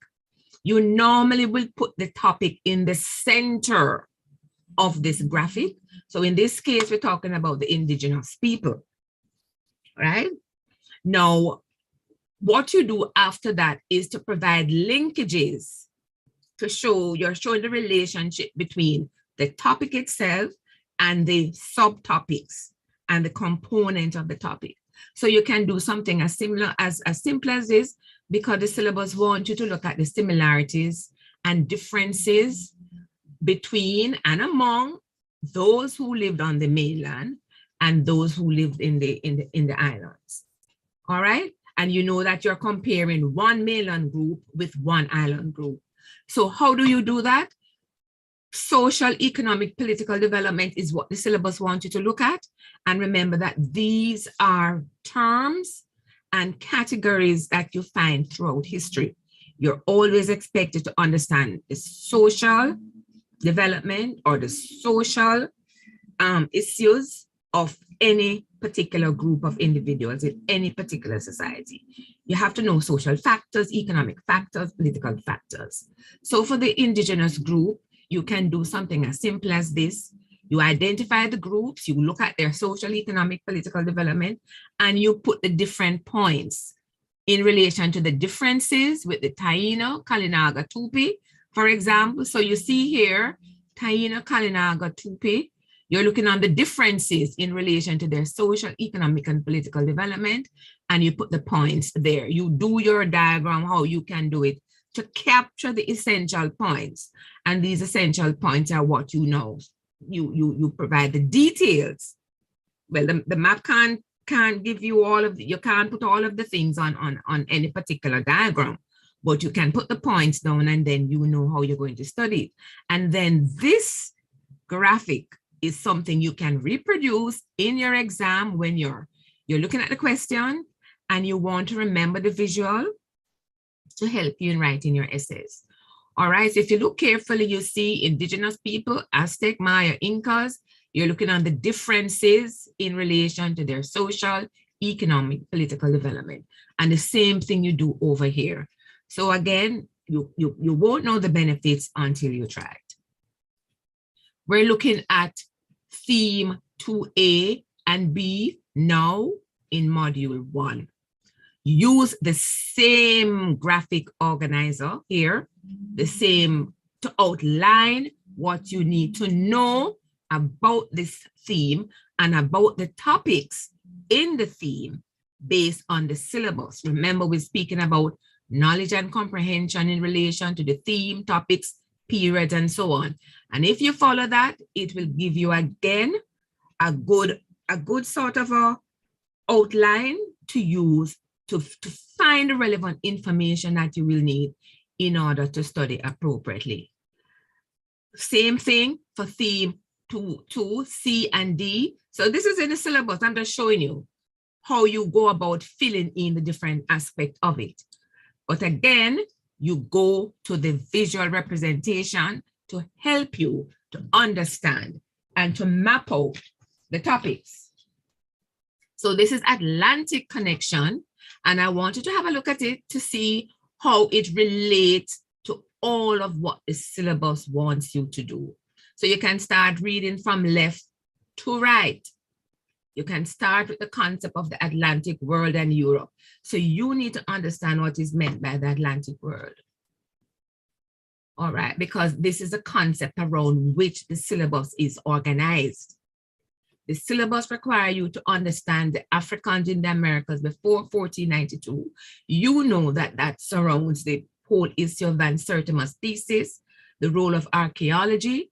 Historians make use, especially for pre-literate societies, historians must make use of other disciplinary fields, such as archaeology, that help them to explain the existence of early groups or early civilization. All right, the other aspect you have to look at for Atlantic connection is the Vikings in the Americas. Again, historians rely on archaeological evidence, and they're also use in this case sagas. Further down, as we move down into this theme, another aspect that you have to do is the Spanish colonization in the Americas. What does that consist of? Here you will have to identify the key personalities in the colonization activities, the key events in the subjugation of the indigenous people, and to recognize that for this period, a lot of the information that we have comes to us from the individuals who accompanied Columbus on his voyages, the explorers, the conquistadors, and so administrators and so on. So very often it is from these individuals that we'll be using the extracts in the document-based questions. So once you understand that, you'll have to understand the language would not be the same as you know it now, and you'd have to understand something about the period, so you can know the view of history that these people will have. So these are some of the intricacies that you have to understand when you're doing document-based question. It's just not a matter of knowing the content. It's a matter of knowing the period during which these activities happened, and the individuals who would be writing, they would have a particular view of history.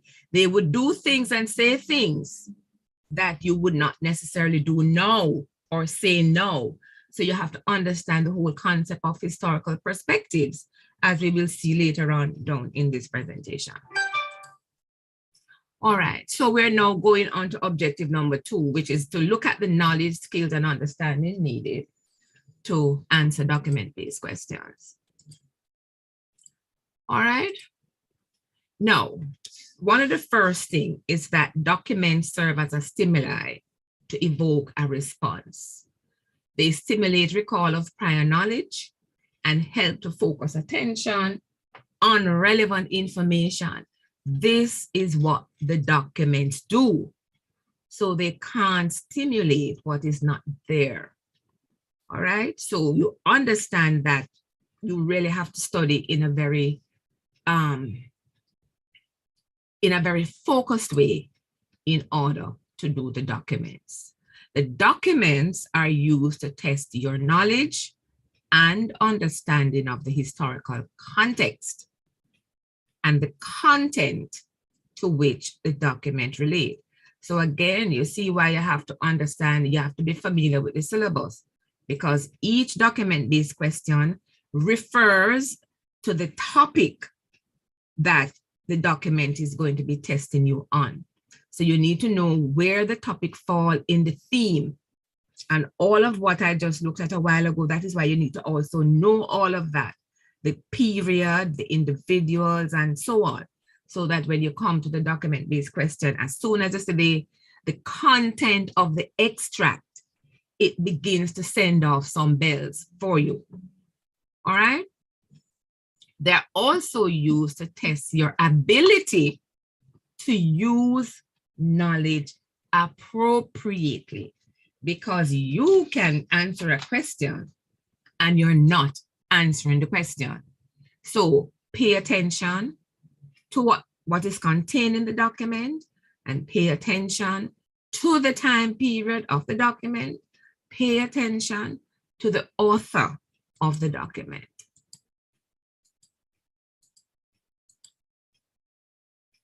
Now, the documents test your ability to use the relevant historical skills. We will see what those are. It tests your ability to use the relevant historical skills. All right, so when they ask you to compare, you compare, evaluate, you evaluate, analyze, you analyze, and so on. They are used, in summary now, they are used to stimulate the recall and use of contextual knowledge. Contextual knowledge, it means you have to know what was going on at the time in relation to what is in the document itself. And it is also, the documents are also used to assess historical thinking, historical knowledge, understanding, and skill. So this is a summary of basically what the documents test. So let me say that again. The document tests your understanding of content, tests your understanding of context, tests your understanding of historical thinking skills, historical thinking concepts, and your general understanding. So you know all of those thinking concepts, all right? What are they? So let us look. Look at this. So these are what we call historical thinking concepts. Thinking concept means how historians think, the intellectual, mental activity that historians engage in when they are going about their work. Concepts represent the language and the grammar of history. All right, so as historians, or as budding historians, or as students of history, you need to be familiar with the language and the grammar of history, because this is also called the methodological tools, what historians use to write their substantive content about any particular phenomena, individuals, events, whatever. So significance is one. So what we study is what historians regard as significant. So we have the past, but we can't know the full past. So the things, those phenomena, event, individuals that we read about are those events, individuals which are considered significant. Context, again, historians always must contextualize what they're doing. So we have a very significant event happening now, and you will see everything is out there for us. So the job of the historian is getting harder and harder because of all that we're hearing. They will have to contextualize this particular event, the Russian-Ukrainian thing I'm talking about, in order to explain to their readers a couple of years from now. They've started already, I'm sure. They have to contextualize for those who are not living now what caused this event to happen. And as you know already, when you're looking at any historical event, you must know the whole business of cause and effect, or causation. And causation can be long-term. Things are building up, and they can be short-term. And then we have what we call the trigger event, the event that caused everything to happen. And we know as students of history that that particular trigger alone could not cause anything to blow up out of proportion unless there were other background causes. So this is something that you need to study and pay attention to. Then continuity and change. Remember I said earlier that historians are really focused on change over time. But within every period, you have some continuities. You have to understand that, and you will see how the document-based question pick up on one or two of these concepts when you're going to be answering the question. It's always about one or two of these. Historical evidence now relates to how sources are used. So the sources themselves are not evidence until historians have made use of them. What they pick from these sources are what become the evidence on which they build their explanations. And then historical perspective is something you have to understand, because historians must look at a period in relation to how the people at that time viewed their own society. The historian must understand those people's beliefs, their culture, and so on. Because if you use your current understanding of a particular issue to judge the past, it simply means that you're not really giving credit, credence, respect to how the people of the particular time saw themselves. So historical perspective is both for us, what are our perspectives? How do we see things? Because that is what influences how historians interpret in the long run. But then how do they view the past? So these are things that you really need to know, and you have to keep in mind when you're reading any document or any history. So very briefly, these are the concepts. So Significance means the principle behind the selection of what and who should be remembered, researched, taught, and learned. I'm sure you understand that. So whatever is in the syllabus is what the syllabus designers think we should know. Historical context. The historian must uncover the rich texture of belief, custom, and values within which the event took place. Context means locating events and sources in time and space, asking certain questions of them. So again, when you're looking at the document, you have to understand the context within that which the document came about in order to begin to answer the question. And it relates generally to anything you're doing, whether it's an essay or whatever. You need to understand the context within which the question asked is the event itself in the question happened. Evidence, the primary sources which are used and from which data are extracted on the basis of the question asked. So you know document-based question is about that, but I'm just going through all of this to indicate that this is what documents are about. Causation, every situation or event is a product of multiple causes or factors. Some are short-term, some are long-term. To think like an historian, students will need to consider the wide range of factors that have led to the event on the investigation. So any event you're answering in your document-based question, you have to know from the time you were studying, what are the long-term causes? What are the short-term causes? And what actually caused the event to happen? All right? So document-based question will always ask you about factors. Sometimes they will ask you about causes, and this relates to what you need to know. Continuity and change, document-based question might ask you about the changes which took place. When they ask you about consequences, they're really asking you about change.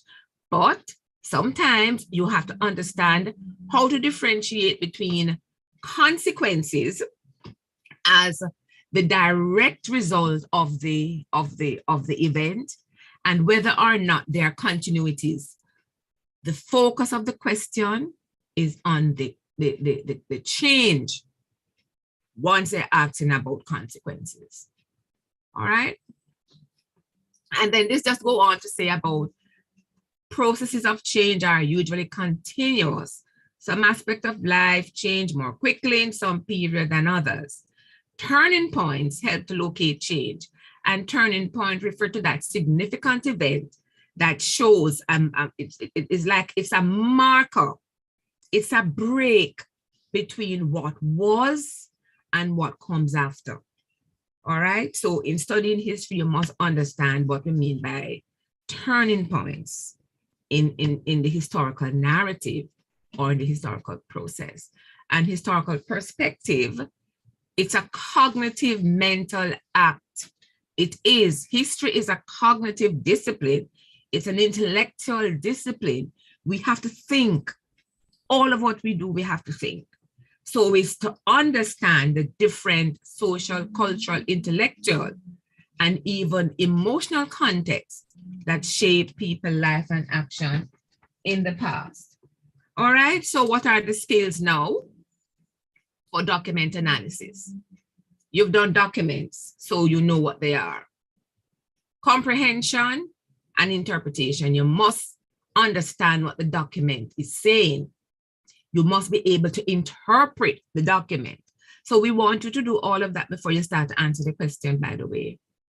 Inferential thinking means just asking, what is this document saying? Sometimes you can pull meaning from the document that is implicit rather than explicit. So it is not explicitly stated, but you're able to pull meaning from it. You're able to draw some conclusion. So that is what inferential thinking it does. It allows you to draw conclusion from what is presented to you. The skills of analysis, well, this is something that you do all the time in history. You have to be able to look at a particular event or issue, look at the whole, and to break it up into its component parts so that you can extract those parts that are relevant for you to answer the question. You should be able to compare. You will get documents. Now you have 2 documents. A question might ask you if the documents in particular are based on different views of a particular event. You might be asked to compare the views, right? So the skills of comparison is absolutely a must. Cross-referencing and corroboration are skills that you acquire in the process of examining documents, because one of the ways in which historians decide which source to eventually use to construct their narrative or their explanation is based on the skills of cross-referencing. So you don't want to read one source and you take it as gospel and to quote it. You feel much better if you are able to look at some other sources based on the topic, same time period, and they are corroborating each other, which means that they're saying the same thing, even if they're saying it differently. So that is what historians do, and which we expect our students to be able to do as you practice the use of sources. So corroboration is drawing on more than one source, because we do have multiple accounts, we do have multiple perspectives, drawing on them, looking at where they're saying similar things, looking at where they may be saying, somebody might be saying something different. It don't mean you must discount it. You must recognize it to say, and this is where synthesis comes in. When you're bringing everything together, you might identify the similar points, but you might make a case of this point that was made by one document that you did not see in others. And you can, in your writing, in the words you use, you can use words to indicate that this point of view was expressed by X person. You're not really diminishing it, or you're not really making light of it, but you're indicating that this was not supported by other sources that were consulted, right? So this is how you will be able to write using your different verbs and words and descriptors to indicate where views are contending, but where they are similar. Skills of evaluation, this is when you're now pitting sources against each other. When you come in here, you're making a judgment. So you've read the different sources, and you want to balance out what it is you've seen.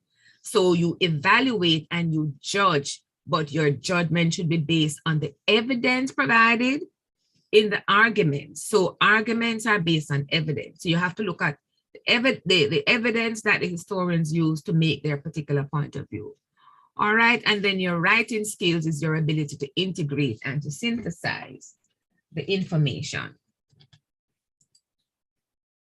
All right, so when you're reading your documents now, you really normally have to look at them at 3 levels. The literal level is where you look at this obvious features in the document, the date, the author, the type of document, the topic of the document, and specific information given. Document-based questions, sometimes the very first question is asked requiring you to engage in a literal analysis of the document. So you might have to say that this document relates to this event happening in this particular time, or it relates to this particular individual.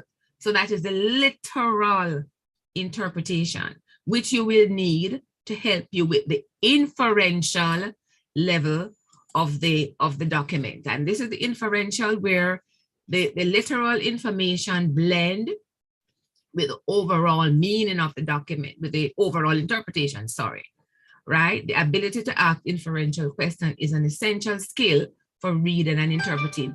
When you ask inferential question, you're asking, what is this saying? What does this mean?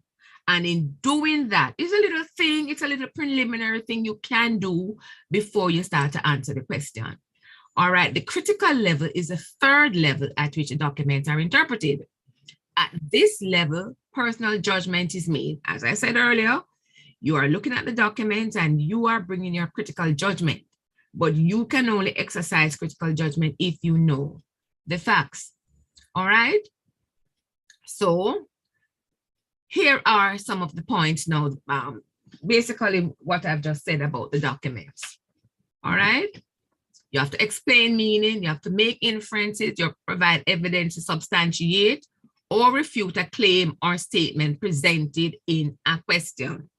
So sometimes the question might make a quote from the document and ask you to discuss it, or ask you to explain it, or ask you to engage in some type of action based on your understanding of the document. So remember now, you have to make inferences. You have to explain meaning.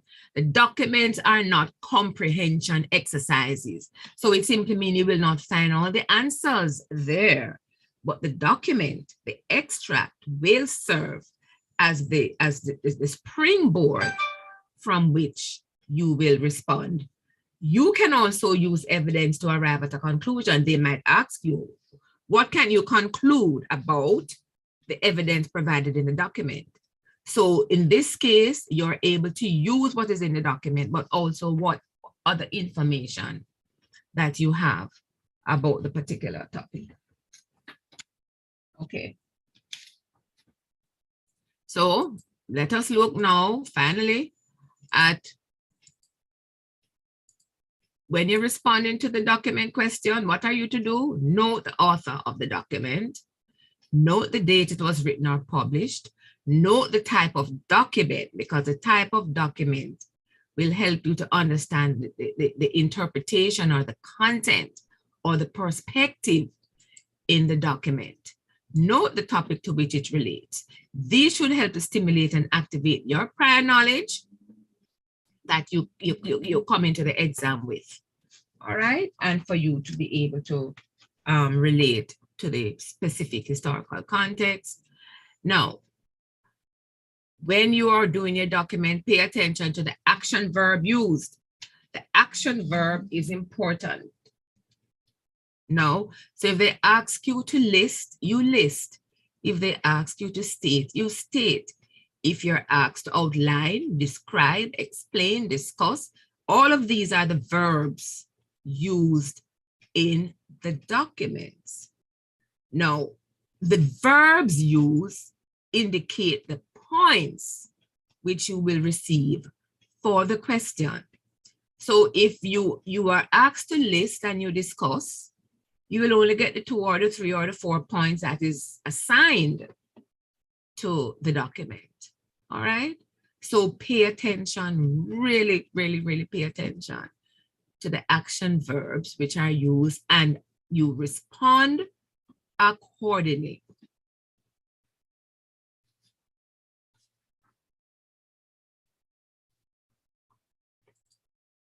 So you must read all the documents before beginning your responses. One of the things we found over time, is that our students, sometimes you get excited when you see a question and you can answer it, and you start to answer it and you go on.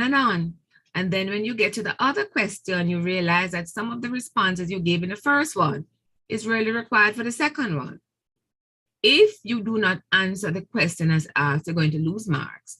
So it means that you've put out all the effort in the A, and then when you get to B, you don't repeat the effort because you already expended in A. So to avoid that, read all the documents before beginning your responses. Read all the questions before beginning your responses.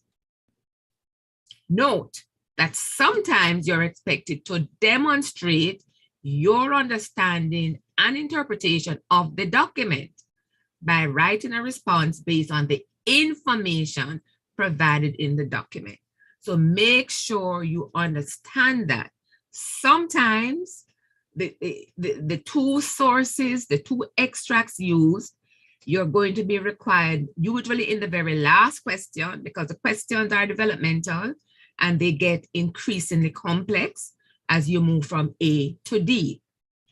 Okay, make sure you are prepared to be able to compare perspectives.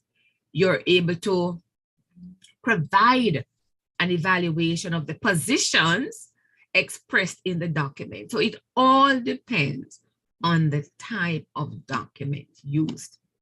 Pay attention to the number of points you are required to write and the marks allocated to each question. So that for a question that will give you, 4 marks, and you write whole heap of things that will, that would probably be best done in a question that is 9 marks.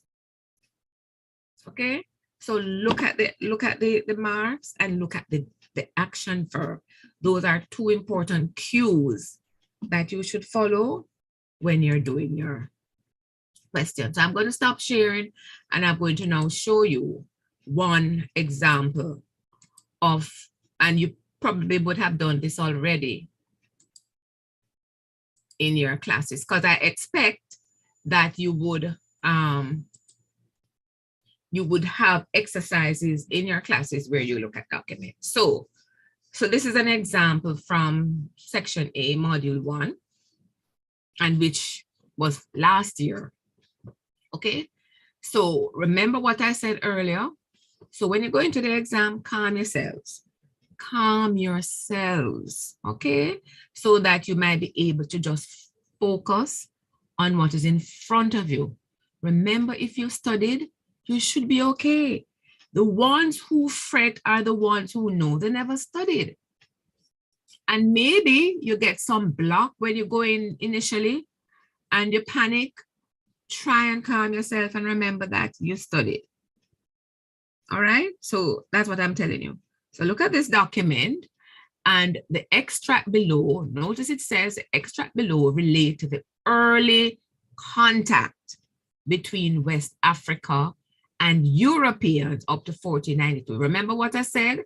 You have to be familiar with your syllabus because the questions, the document-based questions in particular, refer to the theme when it is going to be addressing the question. So I put here, this is theme 2B. All right, so once you know that, a flow of ideas is supposed to be coming to you. Now, when you're reading the document, underline what is important. So the first document is saying, for a time, Portuguese exploit. So, let me just stop a bit and see. So this is now, let me just look at the syllabus.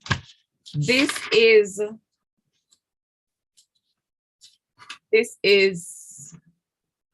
theme 2 of module 1.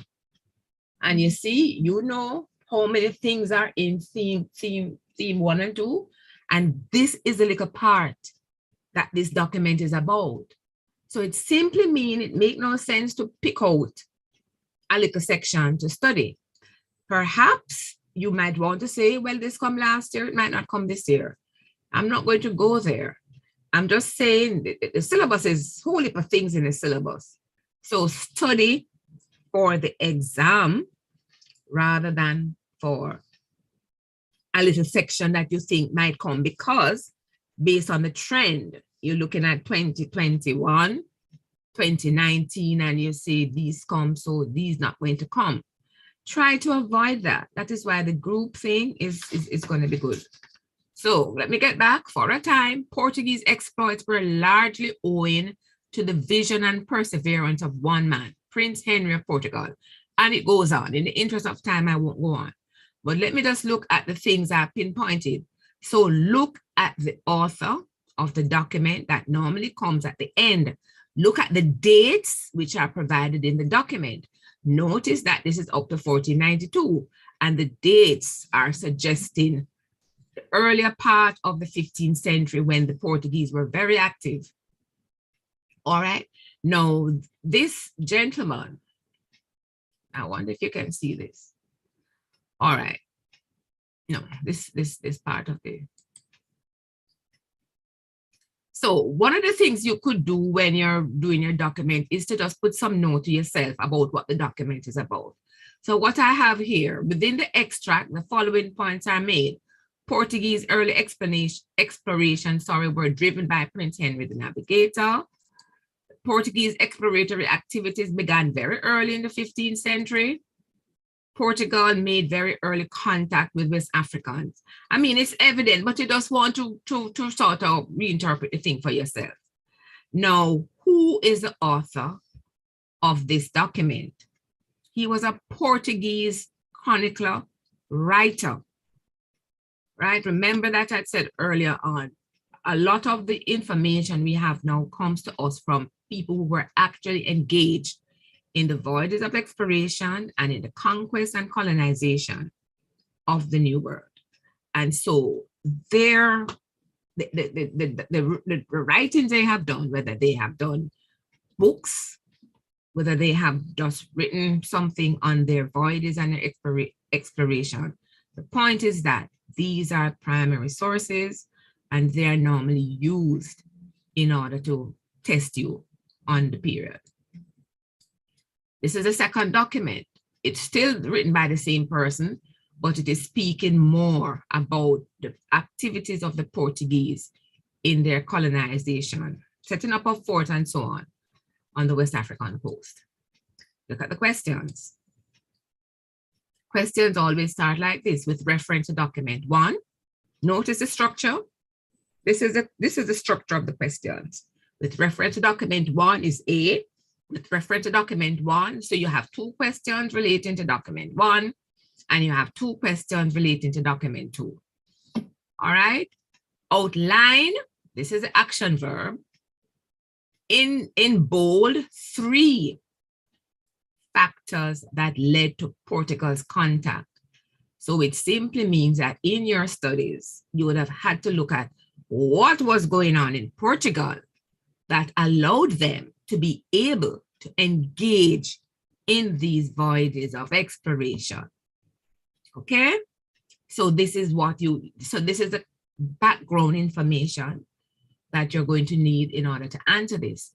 This question is about causation. The word used here is factor, but it's really asking you what caused the Portuguese to be able to engage in this activity and to make contact with West Africa. Here is the other action verb, examine. Examine 3 main features. So the number of things you're expected to write is normally reflected in the marks. So in this case, 3 factors, it means that for each point, you'll be getting 2 marks.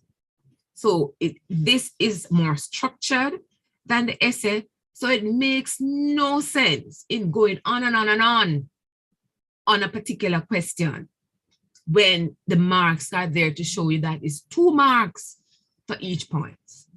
All right, for this one, it's 3 marks for the 3 features that you're going to identify.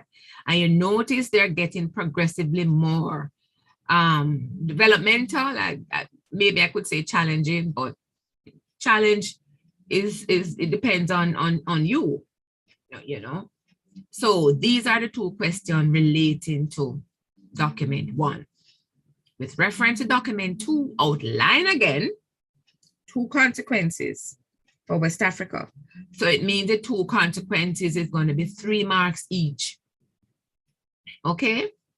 And then the last question with reference to document 2, explain 3 reasons why early European contact with West Africa was not characterized by the raid and trade or raid and conquer pattern. So it simply means that you would have had to understand what these concepts mean. You would need to understand, it says why early European contact, early, what it is, what was the Portuguese experience in West Africa that caused them not to engage in raid and trade as they did in the Atlantic island, in their Atlantic colonies, right? Who were the Africans that they encountered? what were the demands of these Africans who they encountered. And so the Portuguese had to wheel and come again, our Caribbean, maybe Jamaican term, when they encountered a group of Africans who were just as savvy as they were. But of course, as Portuguese colonization changed, things changed. But this question is asking us about the early part of African, of Portuguese empire building activities, the very, very early activities. So it's not raid and trade, but they had to engage in some diplomacy because of the nature of the West African groups that they encountered. All right. So I am hoping that you will see that if you are well prepared, using the syllabus, using those graphic representation that I suggested, you will be in a position to deal with any question that you are asked. All right, I'm going to stop now, and I'm going to, I think I might have gone over. I'm going to do this very quickly, very, very quickly, so that you can just see what did I stop? I didn't stop sharing. Sorry about that.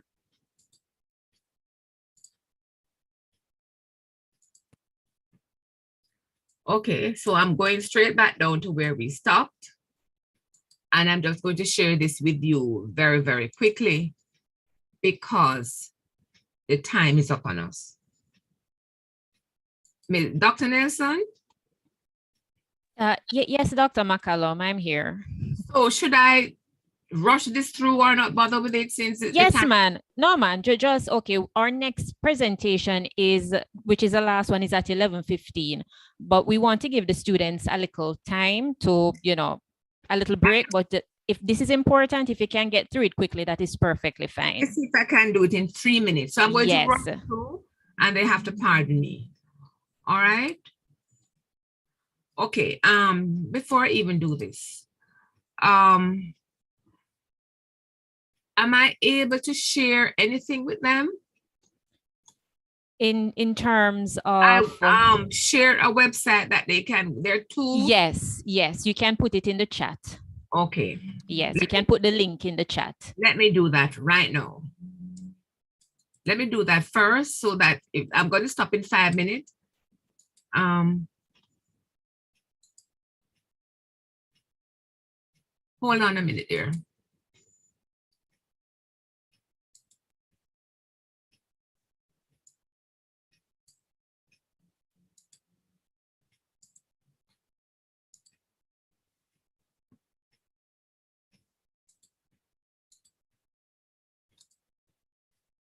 So I have put it in the chat for them. I'm not sure how this can be done for if persons are on YouTube.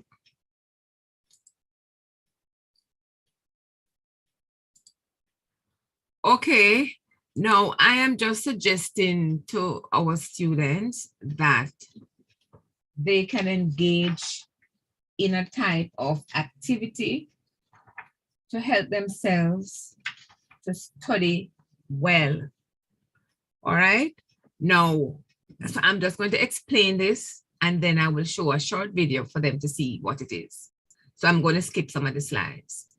Now, I would like to suggest to them that they really need to form some study group in order to manage the history.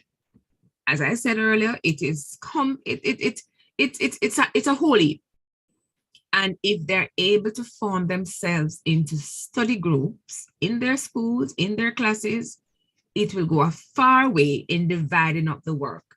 So the study group that I am suggesting here is a variation of a grouping strategy that teachers, I don't know how common it is, that teachers use in the classrooms. Let me find the correct slide. I think this, let me see, the slides look like they have. Let me find.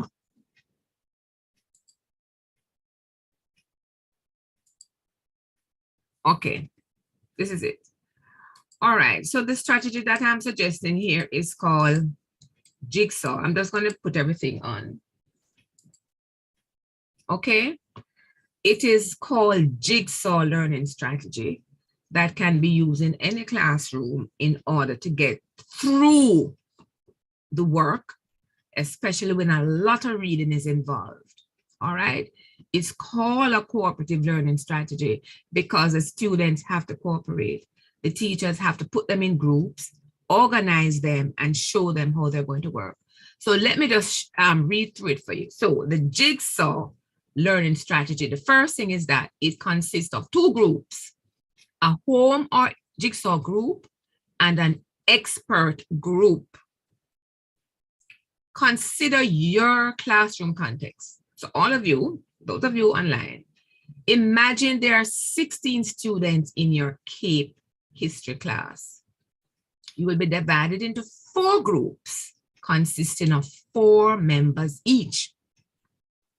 This group is called the primary, the home, or the jigsaw group. So look at it, 16 of you, you're divided into 4 groups consisting of 4 members. This group, this initial group is called the primary group. In each of the 4 groups, the topic of investigation is divided into the number of members in the group. So whatever the topic is, it must be distributed, it must be chopped up, spliced up in relation to the number of people in the group. In your primary group, you work on the assigned topic you get individually. After a designated period of time, the members of each primary group will regroup into what is called expert groups. Expert groups consist of 1 member from each of the primary group who were assigned the same topic. In the expert groups, members discuss their findings and understanding of the subtopic assigned individually. Members in the expert groups are positioned to become experts on the topic, having shared and clarified their understanding. At a designated time, the members of the expert group return to their primary group. Each primary group will now have a member who has become an expert on their aspect of the overall topic. Primary group members are now able to share their specific learning and understanding of their assigned subtopic with each other. And this is what they do when we talk about peer teaching exercise. This is what happened because each person now has become an expert on a particular component of the overall topic. They went into a group where they exchange ideas, where they compare their information, where they compare their interpretation. And then they go back to their initial group. So each person in the initial group would have done something different and they bring the ideas together. So this is the strategy which is used in a large classroom context. When the teacher, the topic is whole heap of information and the teacher has to find a way to get the students to learn the topic. So the teacher divide them in this way. This is the grouping strategy that I'm saying can be modified to form study groups. So in the study groups, it shouldn't be more than 4, between 4 and 6 persons. You all want to do well, so you have to have a common goal. And you assign yourselves topics in this same way, and each person in the group do their piece. And then you come together and you discuss it and you share information and you move like this from one topic to the next. So that is what I'm asking you to do or to consider if you want to engage in any type of group study exercise. It's recommended, no matter what you might hear about grouping, some people lazy, some not going to do the work and distraction. It don't have to happen. All right, so I will make this slide available to the history department that they can pass on to you so you can get to read this part since I was not able to do it. So what I will do then is just to show this in order to sort of reinforce what I just said. And the link for this has been placed in the chat for you to be able to listen to it. So this is the method, the jigsaw method explained, and you will see how you can relate it to the study groups that I'm suggesting that you form. Jigsaw is an instructional strategy that is not only named after the process of putting together many pieces to form one cohesive picture, but models that process as well. During a jigsaw, students disperse from their original team and work in small groups on a common task to become experts on a single topic that is part of a larger focus area, either in a lesson or a unit. For example, if the larger focus area is a tree, the subtopics could be leaves, roots, trunk and branches, and fruit. In this example, the class would be divided into teams of 4. Each team member would then be assigned one of those parts of the tree to research. In a team of 4, one student would be assigned to the leaves, another to the roots, a third to the trunk and branches, and the remaining student to the fruit. At the start of the jigsaw, each student would disperse from their teams to join their focus group. As a result, each student who was assigned to roots in their team will move to an area and share resources to learn all relevant information about roots. Simultaneously, the other 3 focus groups would gather and share resources as well. After a set amount of time, the focus groups would return to their original teams. The students would then present their information to their team. The end result is that every student in the class would have learned about all parts of a tree while only having had to become an expert on one part. In this way, a jigsaw negates the need for extended direct instruction by the teacher, while also avoiding overwhelming students with independent research responsibilities. Generally, while jigsaws place responsibility on students to acquire and present information on a topic, this activity still requires a significant amount of preparation on the teacher's part. In order for a jigsaw to be successful, it should be highly structured and well-resourced for students. On the day of a jigsaw, much of the instruction a teacher will deliver will be about the logistics of the activity, including focus group assignments, student movement details, assignment expectations, behavior expectations, and timing.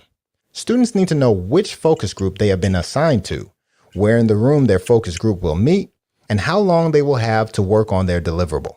Most likely, establishing clear expectations for a deliverable, whether it is a checklist, a rubric, or a capture sheet, will require the most work on the teacher's part.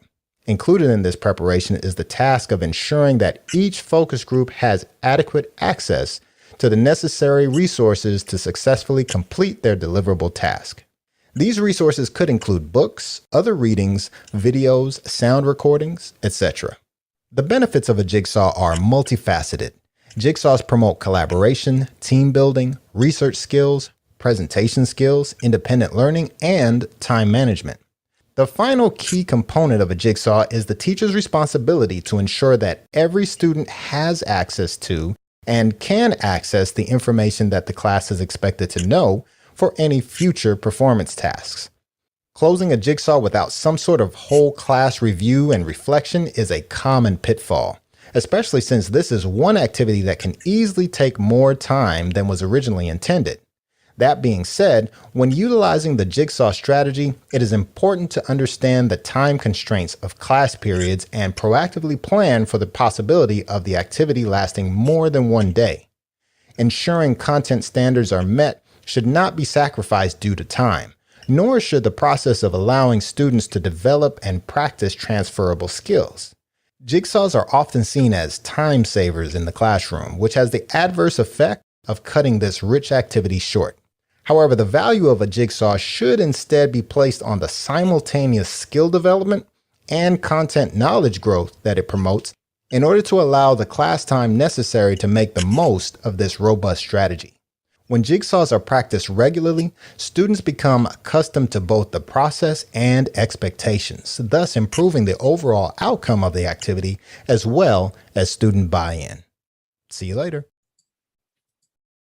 Okay, so that is it to the members of the, this presentation who are here.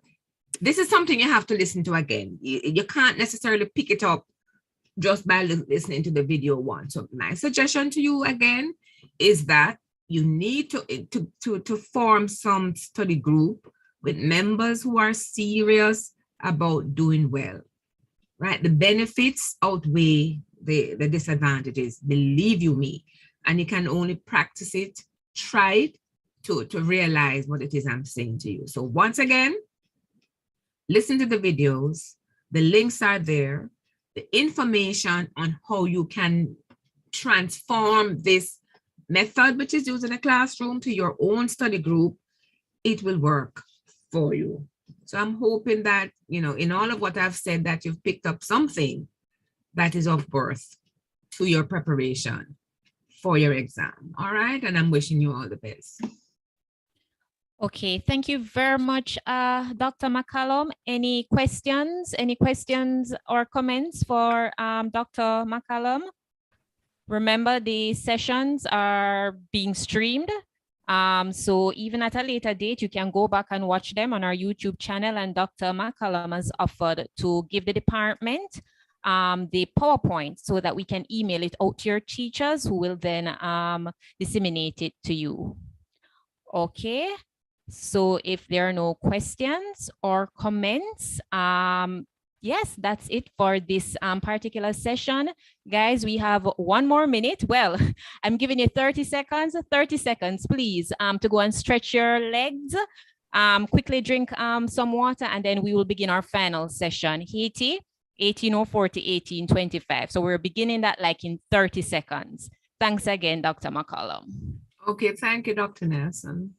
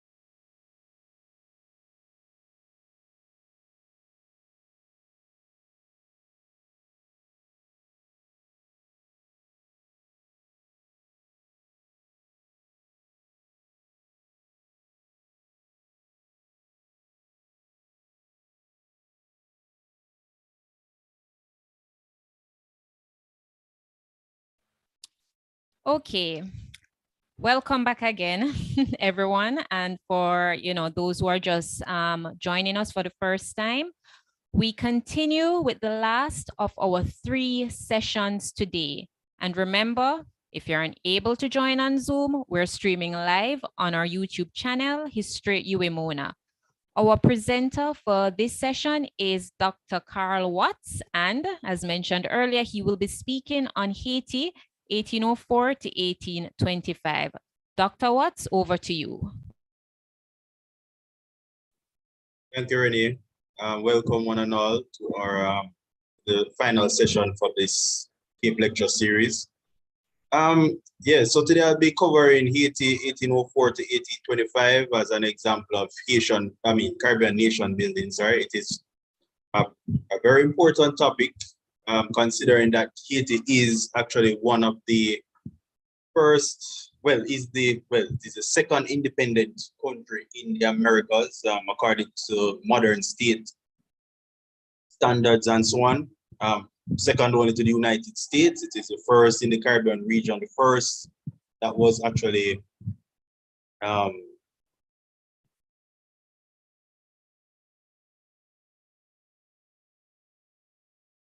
first that was dominated, that was considered, a Black republic, as in a Black majority ruling country. within the context of Republican politics, right? So there are various issues to consider. We would have discussed Haiti, Cuba earlier this morning, but Cuba would have been the third country to attain independence in the Caribbean region, following a long history of colonialism and slavery. Haiti would have been the first, 1804, following a major war that took place with France. The imperial power that was once in control of the territory since the 17th century. Right, so normally when we speak about independence and nation building, the Caribbean space, we normally refer to the three primary subjects: Haiti, the Dominican Republic, and Cuba. Right, Haiti and the Dominican Republic would have been the first two independent countries in the Caribbean following colonialism and slavery, etc. But and then followed by Cuba, technically 1901, but they really got going in 1902. Right, this would have contrasted with the independence movements of, for say, Jamaica and Trinidad and Tobago, because they were the other two countries to remove the shackles of colonialism following the independence of these three. In 1962, their independence was won primarily by constitutional means, whereas when compared with Haiti, Cuba, and the Dominican Republic, warfare with imperialist powers was the primary means to attain victory, right? Victory over an oppressive colonial or imperialist regime. So the key thing is we talk about the independence of these particular territories. And this is an issue that was raised since the beginning of, since Haiti attained or gained independence in 1804, is the capability of Caribbean states to function independently, politically, economically, and so on, within the context of international relations, and being surrounded by dominant Western nations from Europe, and then later the United States of America, just assumed de facto leadership following the Monroe Doctrine, etc. That is something you'll cover in subsequent units, or you probably have covered already. Right, so the key thing is how capable were these territories? They would have set the standard in terms of how Caribbean states would function independently of imperialist powers. Obviously, Jamaica, Trinidad and Tobago in 1962, they followed over 100 years later after the independence of Haiti, right? So by examining these three territories, Haiti, the Dominican, and Cuba, we do get a greater insight into precedent and to what lessons could have been learned on the onset of independence of, for instance, Anglophone territories or British Caribbean territories, some in the Dutch, you name it. Right, so let's move on to Haiti.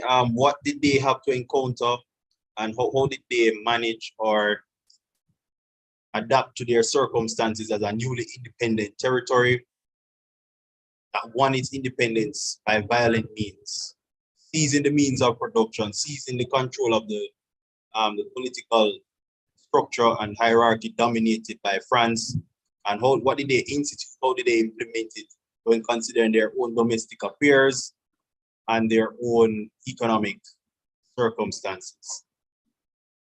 Right, so Haitian national development 1804 to 1825, it may seem like a short period, but a lot took place during this particular period. Haiti would have gained independence from France 1804, following the Battle of Vertières. Not great in French, so please forgive me. That took place in 1803. Right. So the key thing about this particular war, Haiti was designated an independent state following the victorious War of Independence, and we do have the founding fathers involved, just like how Jamaica's founding fathers such as Norman Manley, Alexander Bustamante, and yes, you can include others like songsters or that man's name from the PNP at this point. But yeah, most countries at the onset of independence have founding fathers. I mean, it's a patriarchal term, obviously, you know, for obvious reasons. But we're not into the gender debate here. But the primary issue is that these founding fathers, the likes of Dessalines, Christophe Pétion, and Jean-Pierre Boyer, they would have been important figures in the building blocks for the initial independence movement and plans related to national development. So there would have been, by 1825, there was a resolution of internal differences, but then they had to encounter they had to face external pressures from international bodies, particularly following the recognition of their independence by France in 1825. And one of the key developments with 1825 was not just the recognition of their independence by France, but the imposition of the indemnity that France claimed was owed to them. You know, this amounted to 150 million francs, etc. But it became a very significant deterrent to Haitian national development policies because of the amount of resources that had to be committed to paying off this particular debt. France claimed it on the behalf of their independence. I mean, the fact that many of the means of production was seized, their property in various was confiscated following independence. Now let's briefly look at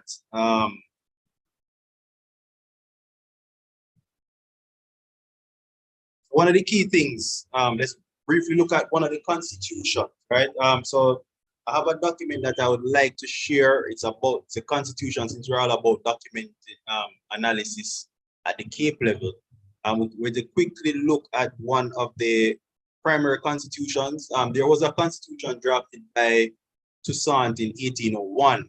That constitution, I mean, this is important in understanding nation, as constitutions are those political documents that cement how a society is expected to function and how the citizens themselves are incorporated into the overall functioning of the society, right? It's a document that many states refer to when questioning particular initiatives or government initiatives.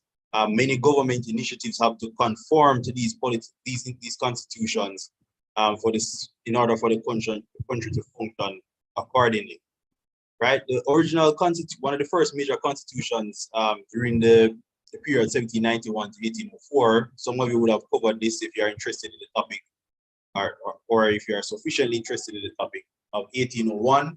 Toussaint passed this particular constitution when he was the Governor General of Saint Domingue. It was considered a very equitable constitution. You know, it acknowledged all classes, all races, etc. But Dessalines, the constitution would have been rewritten with the onset of independence, or following the War of Independence in 1803, and the official declaration of Haitian independence in 1804. All right, so let's want to quickly look at that, the introduction to that particular constitution.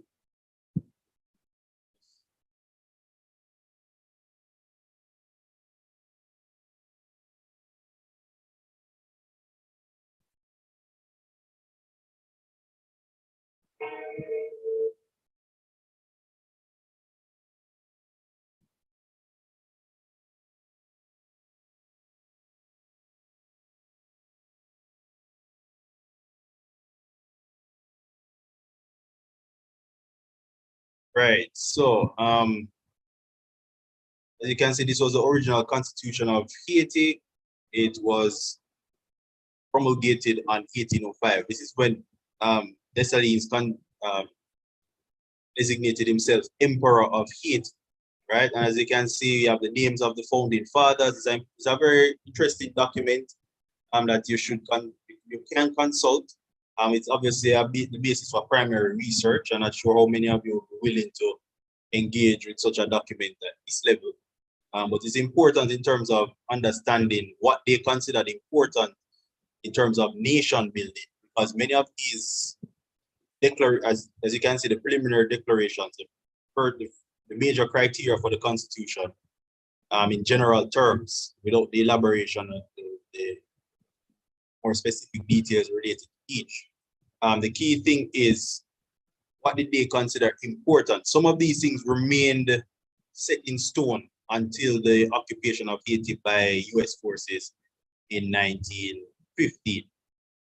Right, so look, as you can see here, remember they are emerging from the dictates of Imperial France, where slavery was instituted in the colony of Saint-Domingue since the 17th century. They were granted emancipation in 1794. Napoleon and his forces sought to reinstitute slavery, and this led to the eventual War of Independence in 1803. As you can see, by number 2 here, they renamed it Haiti, or they renamed it the Empire of Haiti. Slavery was forever abolished. And one of the key terms you have to, in terms of nation building, was number 13.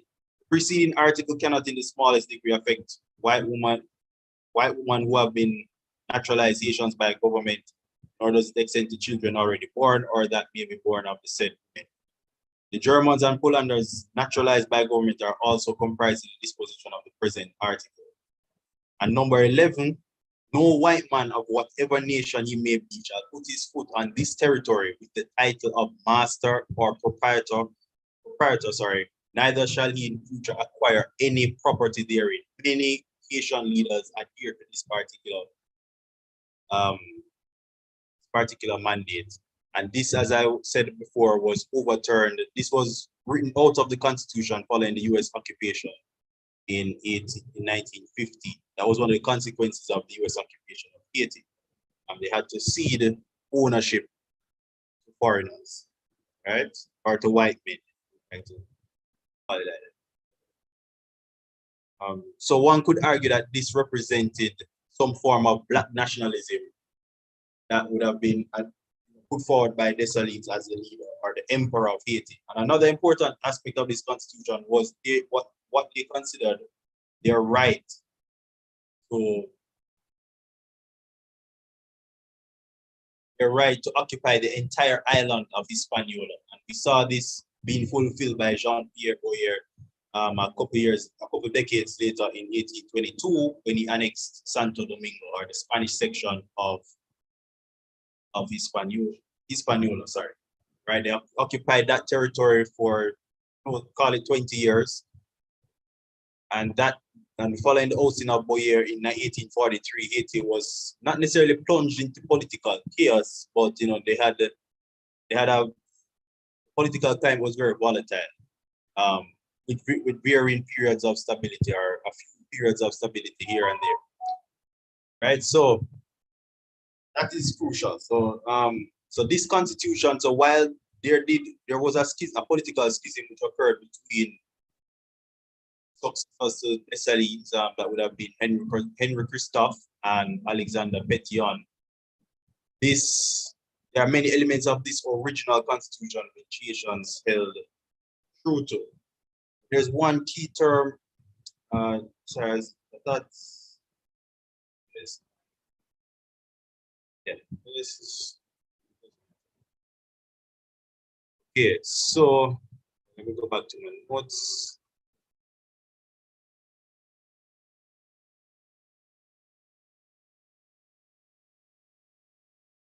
Right, so Dessalines would have been assassinated in 1806. Right, so this led to a division in the society along two political lines. One more aligned to monarchical values and one aligned to republican values. Values of the monarchy would have been embraced by Henry Christophe in the north. So Haiti in the north was referred to as the Kingdom of Haiti since 1811, and then there was also, sorry, 1807, and then Alexander Pétion designated Haiti in the south, the Republic of Haiti.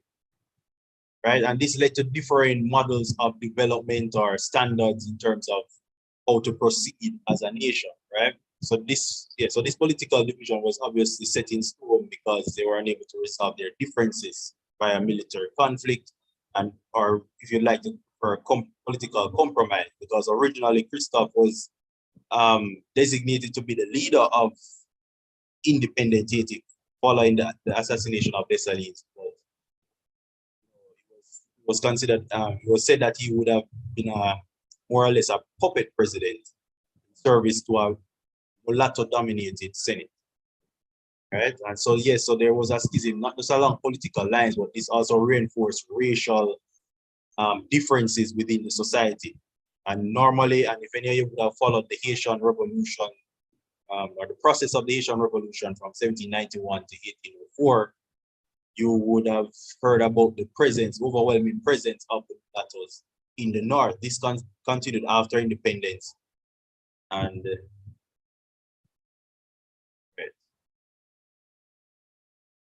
okay, so right. So what was the approach in terms of this restructuring of the society that would have been required after an extensive war of independence? So we know that Dessalines implemented his own land-based policies, because remember, Haiti was still an agricultural colony at the onset of independence. It was not industrial by any stretch of the imagination, even though in the Constitution, as it was written, that many individuals should attain a mechanical skill, right, or a technical skill, right, because that went hand in hand with the idea that people should be willing to contribute, as opposed to this standard liberal minded education that was more theoretical, more considered more bookwork, which could not necessarily serve the needs of a society on the cusp of, that was newly independent and seeking new ways to upgrade its labor force, as well as to generate income in terms of infrastructural development, things of that nature. Right. So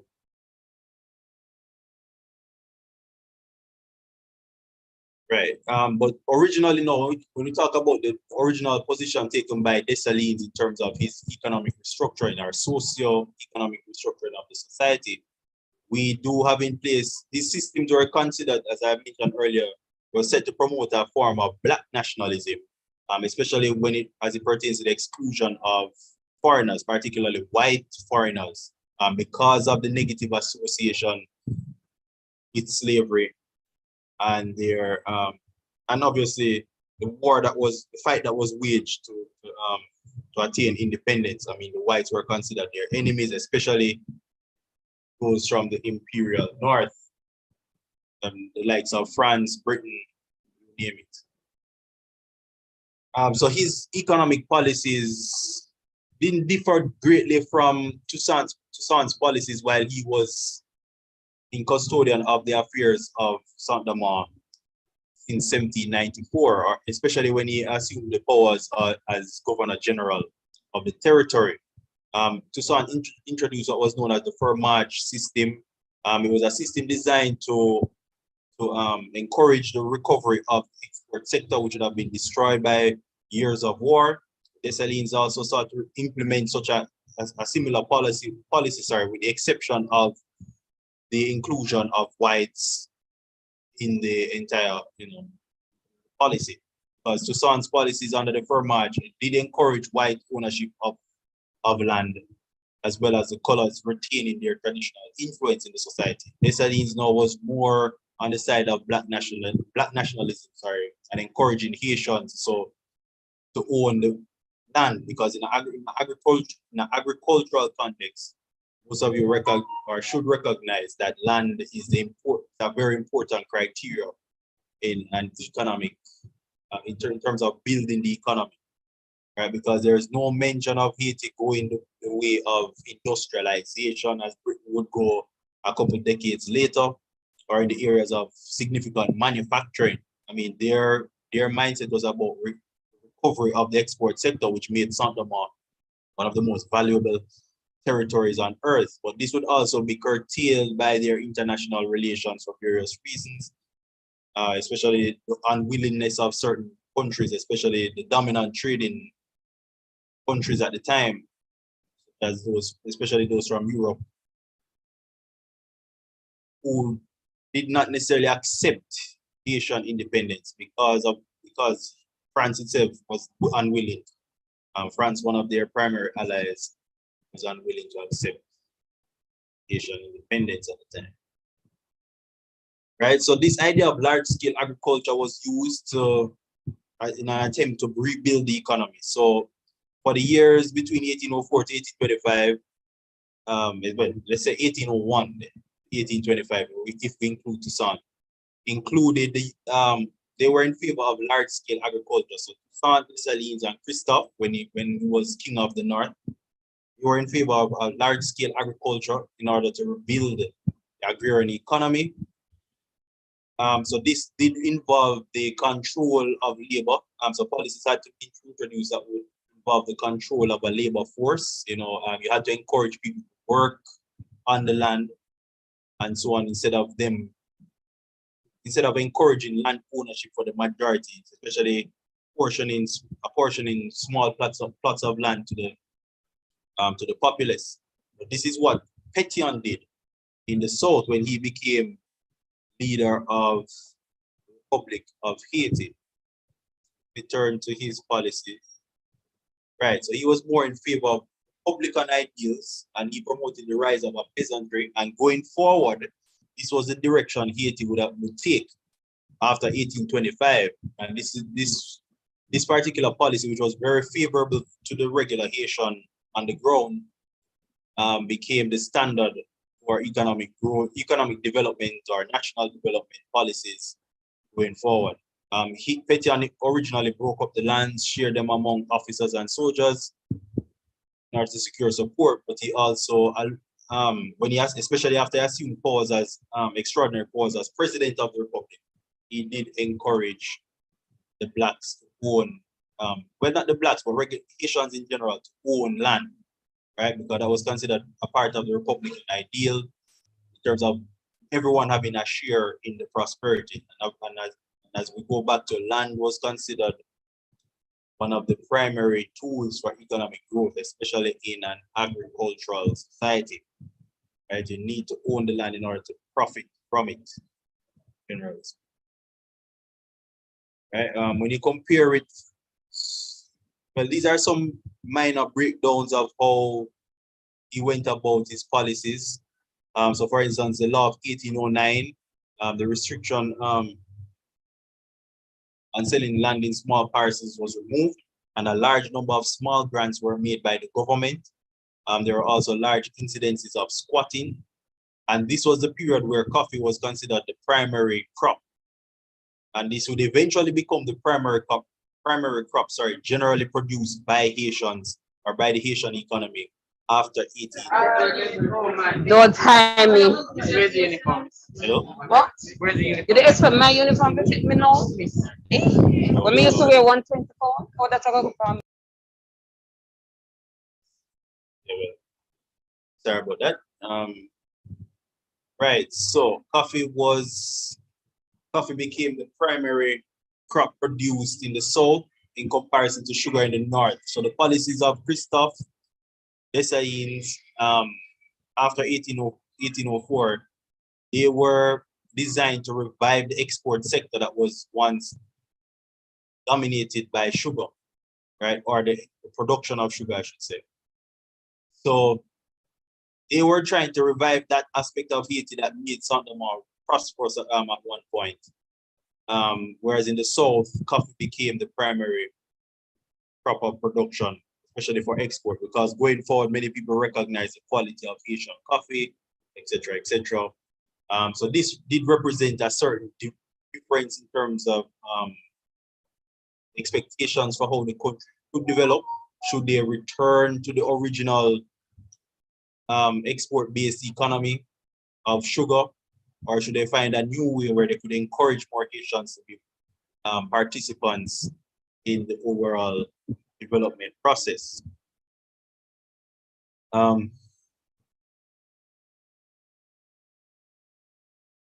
Right, so this is just an example here. These are just some criteria, and it's taken, not criteria, there are some examples of the policies implemented in the Kingdom of North, Kingdom in the North, sorry, that was headed by Christophe.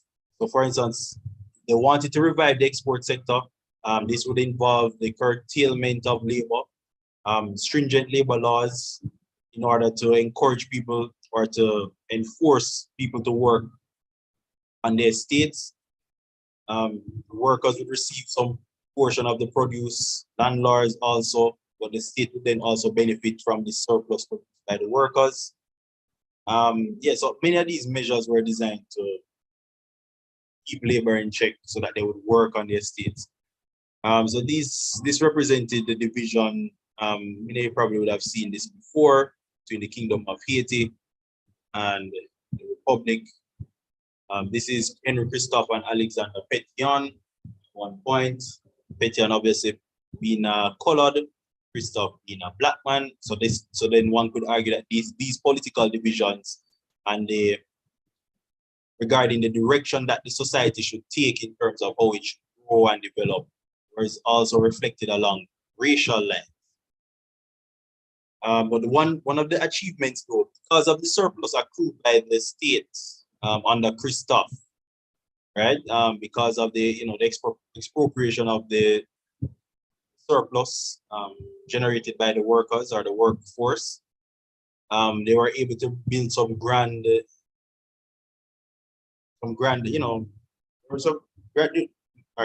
able to build some grand buildings or that are world renowned and now considered as part of our world heritage, right? As you can see, the ruins of his palace in the north, Sanssouci.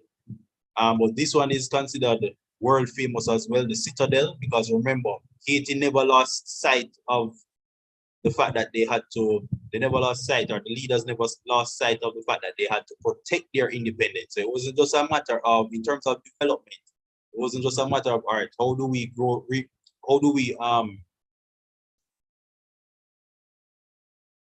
rebuild the economy following the wars, the years of devastation caused by the war? But how do we actually secure the independence? Now, for instance, Jamaica never had to deal with such issues. I mean, our independence was more constitutional in nature. We signed off the document with our imperial power. They agreed that we should be independent as well. They facilitated, they supported our independence movement. But the fact that Haiti won its independence by warfare, and the fact that they seized what France considered to be their property at the time, they had to be mindful of the fact that France obviously demonstrated this because France did not recognize, Haitian independence. They always had to be mindful that at some point in time, France would want to recover their property by force or by some form of negotiation. So the likes of a Dessalines or a Christophe or even a Pétion would not have tolerated such negotiations. Or so for instance, the space of Haiti would have to be contested. And so in light of that, in order to secure their independence, they had to establish means by which they could protect or secure their independence. And hence why, for instance, Christophe would have built this massive citadel. Some argue that it should be considered one of the wonders of the world. This picture doesn't do it justice, obviously. It's something you'd have to see for yourself. The scale of it is amazing. I've never been there. That's somewhere I'd like to be. I'd like to go at one point in my life. Just to get a sense of the scale of it. It's actually bigger than it appears in this particular photo. Right, so but eventually the two leaders would have died by 1818 and 1820. So this left room for President Boye to assume power in 1822. The primary, he's well known. Obviously, he inherited a more unified Haiti, and some of the directions. So he went ahead with he was more or less in line with the policies of, for instance, Pétion initially, encouraging the redistribution of landed resources to the Haitian population, embracing Republican values and ideals. And he's also responsible for acquiring the acquisition of the Spanish section of Hispaniola, Santo Domingo in the east, right? And so, I don't know, some of you would probably know this already, that the Dominican Republic, as we know it, or Spanish Santo Domingo at the time, became a territory of Haiti. So the entire island of Hispaniola was called Haiti, or the Empire of Haiti. But I don't think they would have called it. Well, they would have called it the Empire at the time, because Boyer was more in line with Republican ideals. So, yeah. So the key thing here is that so this would have fulfilled one of the requirements of the Haitian Constitution, as set out by the original document as I featured earlier in 1805. That is something you have to go through on your own if you're interested in it. But that was one of the original requirements. So this was not necessarily a radically new initiative implemented by Boyer, that the entire island of Hispaniola had to be under Haitian rule. And obviously they would have gone ahead and freed the slaves in that territory, and all the exports related to Santo Domingo would then be accounted in the Haitian accounts. So it was a unified territory. So he's known for that. He's known for implementing that measure. Right? So the founding fathers such as Dessalines and Pétion, Christophe, they were unable to do so because of the political schism that occurred in the society. But Boyer was able to fulfill that mandate, or that requirement of Haitian independence. The one other element he's well known for is the acceptance of the indemnity to be paid be paid by Haiti to France. This was also in 1825. This went hand in hand with the French recognition of Haiti. The original indemnity imposed, as you see here, was 150 million gold francs. A lot of money. Because at the time when the indemnity was imposed, Haiti wouldn't say that it was one of the richest countries in the world per se.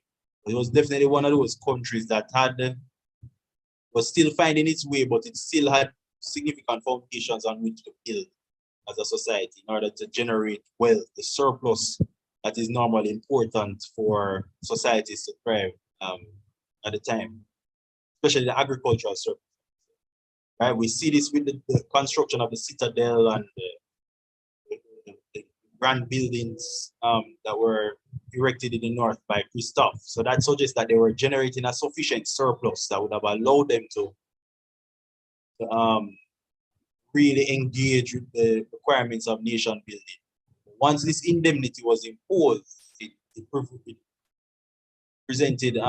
imposed upon them significant restrictions as to how they would conduct themselves as a society. 150 million gold francs at the time was a lot of money. I think many of you would have heard about Aristide's demand made of France. I don't remember the exact figure as we speak, and it was a couple billions that he was calling for in terms of reparations. And this was a direct result of, he was referring to this particular indemnity that was imposed on Haiti in their formative years of independence. Because according to individuals like Aristide, it would have robbed Haiti of truly pursuing nation building. Right? And so many would argue, why would Boyer accept these terms? Why didn't he continue with the line taken by the likes of Dessalines or Christophe and those individuals? Because we all know that Dessalines or Christophe would not have tolerated these demands placed upon them by France. Maybe Boyer was more conciliatory as a leader. Maybe he felt that he could afford to engage in another war with the European powers. Because remember, when we're talking about trade and so on, international trade, as I should say, you have to consider that as an export-based economy, they have to factor in their trade relations with, especially the countries in the north and the global north, especially those in Europe and in North America, especially the newly independent United States of America. Right, so he tried to revive the old model of the largest state production introduced by Toussaint, Dessalines, Christophe, and so on in order to generate sufficient income to pay off this particular indemnity. But it was never successful. His policy was known as the Code Rural. I don't know what the third, I don't know how to pronounce rural in France. But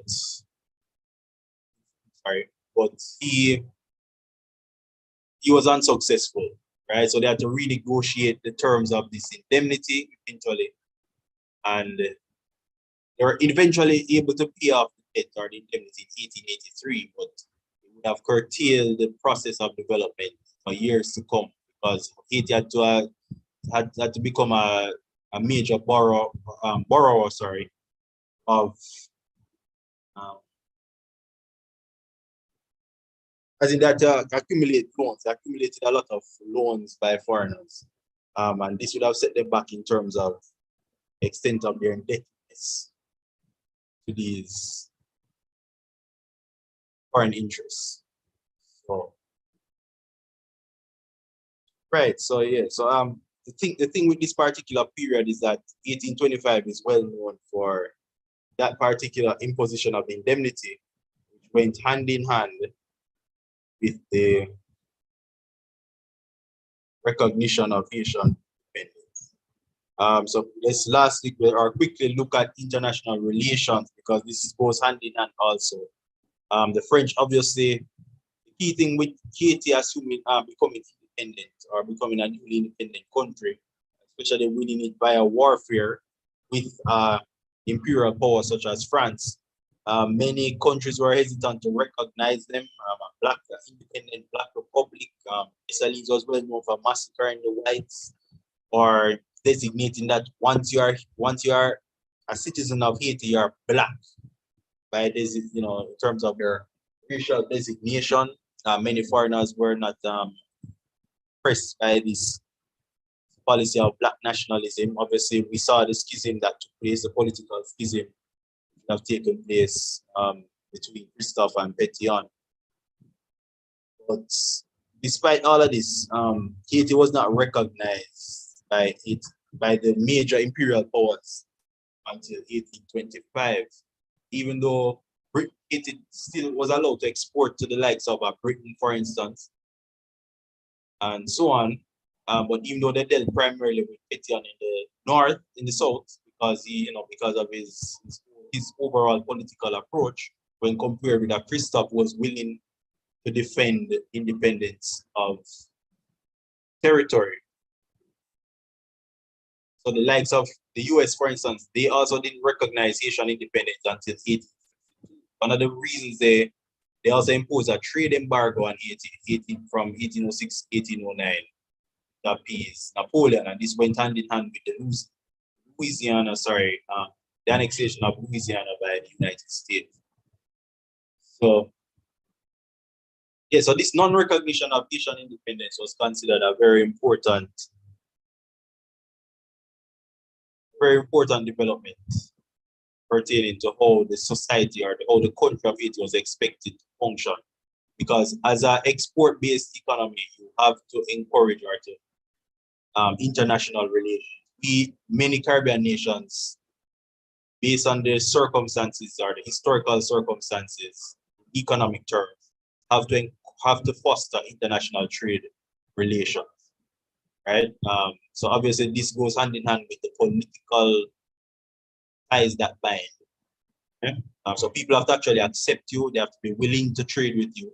That brings into play political elements, right? So France tried on several occasions to re-establish sovereignty and to reintroduce slavery. 1814 and 1816, they were unsuccessful because, like I said, Christophe, Pétion, they would have been the founding fathers of Haitian independence. There's no way they would have accepted this. So Yeah, this is a key thing. One of the ironies, though, or twists of fate, was Haiti's own role in the the role that Haiti played, in the independence movement of the Spanish republics. Haiti did give support, provide crucial support to the likes of Simon Bolivar, in his quest to liberate Spanish colonies in South America, South and Central America, from the rule of Spain. But when the time came for them to recognize Haitian independence, this was not forthcoming. And so Bolivar would have turned his back on the Haitians. But one of the key things, and this is also another reason why Haiti was not recognized at the first Pan American Congress of 1826. But the key thing, when France recognized Haiti, many other European territories came on board, the likes of Denmark, Holland, Sweden, etc. They would have come on board. Britain also, they came on board, and this would have allowed Haiti now to finally develop according to the traditional lines of an export-based economy, by fostering relationships with various European territories, because obviously Europe represented the major export markets at the time, but for most Caribbean territories. And they also had certain issues with Germany, but this is after our period, so this doesn't necessarily count. And then obviously the United States after 1862. United States started, they started a long process in the 19th century where they were adamant that they wanted to infiltrate, and they felt, for instance, that Haiti's requirement that foreigners were not allowed to own territory was a major hindrance to them and their own ambitions in the region, even though they did acknowledge Haitian independence in 1862. So these issues and more do go hand in hand with how Haiti was allowed to develop at the time. Obviously, there are internal issues they had to resolve amongst themselves, especially the direction that they were expected to take. There was some consensus that, especially before Boyer took charge, that they would defend their territory, their country at all costs. But when the likes of Boyer took charge and they became more conciliatory to the demands of France, and with the imposition of the indemnity, the recognition of their independence, many people would think that it was not conducive to how Haiti was expected to develop onset in 1804. So, and also they had to foster the very important international trade relations, and that may have been one of the reasoning points for Boyer when he decided to accept the terms of France in 1825. So it just goes to show that in terms of building a Caribbean state and the foundations of warfare with these imperial powers, it was normally was a difficult process in terms of compromise and willingness to compromise, I should say, and the extent to which you were able to pursue your own path, independent of what was expected of you at the time. That is it for my presentation. All right. Thanks much, Dr. Watts. Any questions or comments? Anyone? Any questions or comments? It's all crystal clear. Dr. Watts, just, if you just could briefly, just quickly, just tell us what lessons can the modern Caribbean learn from the Haitian experience in just, a good way to wrap up this session? Well, the primary lesson I would say for modern Caribbean states is the extent, how far are we willing to go to pursue our own path of development, independent of what is demanded of us by the Western powers of the world. They continue to control the overarching means of production internationally, right? They dominate or foreign networks, or the international basis for our development in terms of trade and so on, and investment. But to what extent are we willing to go against that? Or do we embrace it to the point where we fully integrate with according to their value systems at the expense of creating or generating our own standards of development? So nationalism versus a more, to what extent do we be nationalist as opposed to embracing a more liberalist framework, which encourages, which is obviously not as favorable to us in the wider scheme of development, as we are normally expected to sacrifice certain goals that would normally put us in a better place in the long term, as opposed to the short-term gains that can be had from integrating with Western power. Okay. Thank you very much again, Dr. Watts, for an informative presentation. And thank you, everyone, for attending today's three sessions that we had. The recordings will be posted on our YouTube page, History UEMONA, so that you can go back and view them while preparing for your exams. And with that being said, we wish you all the very best in your upcoming exams and hope to see some of you in September. Our contact information has been placed in the chat box. So yes, guys, all the very best and take care. Bye-bye.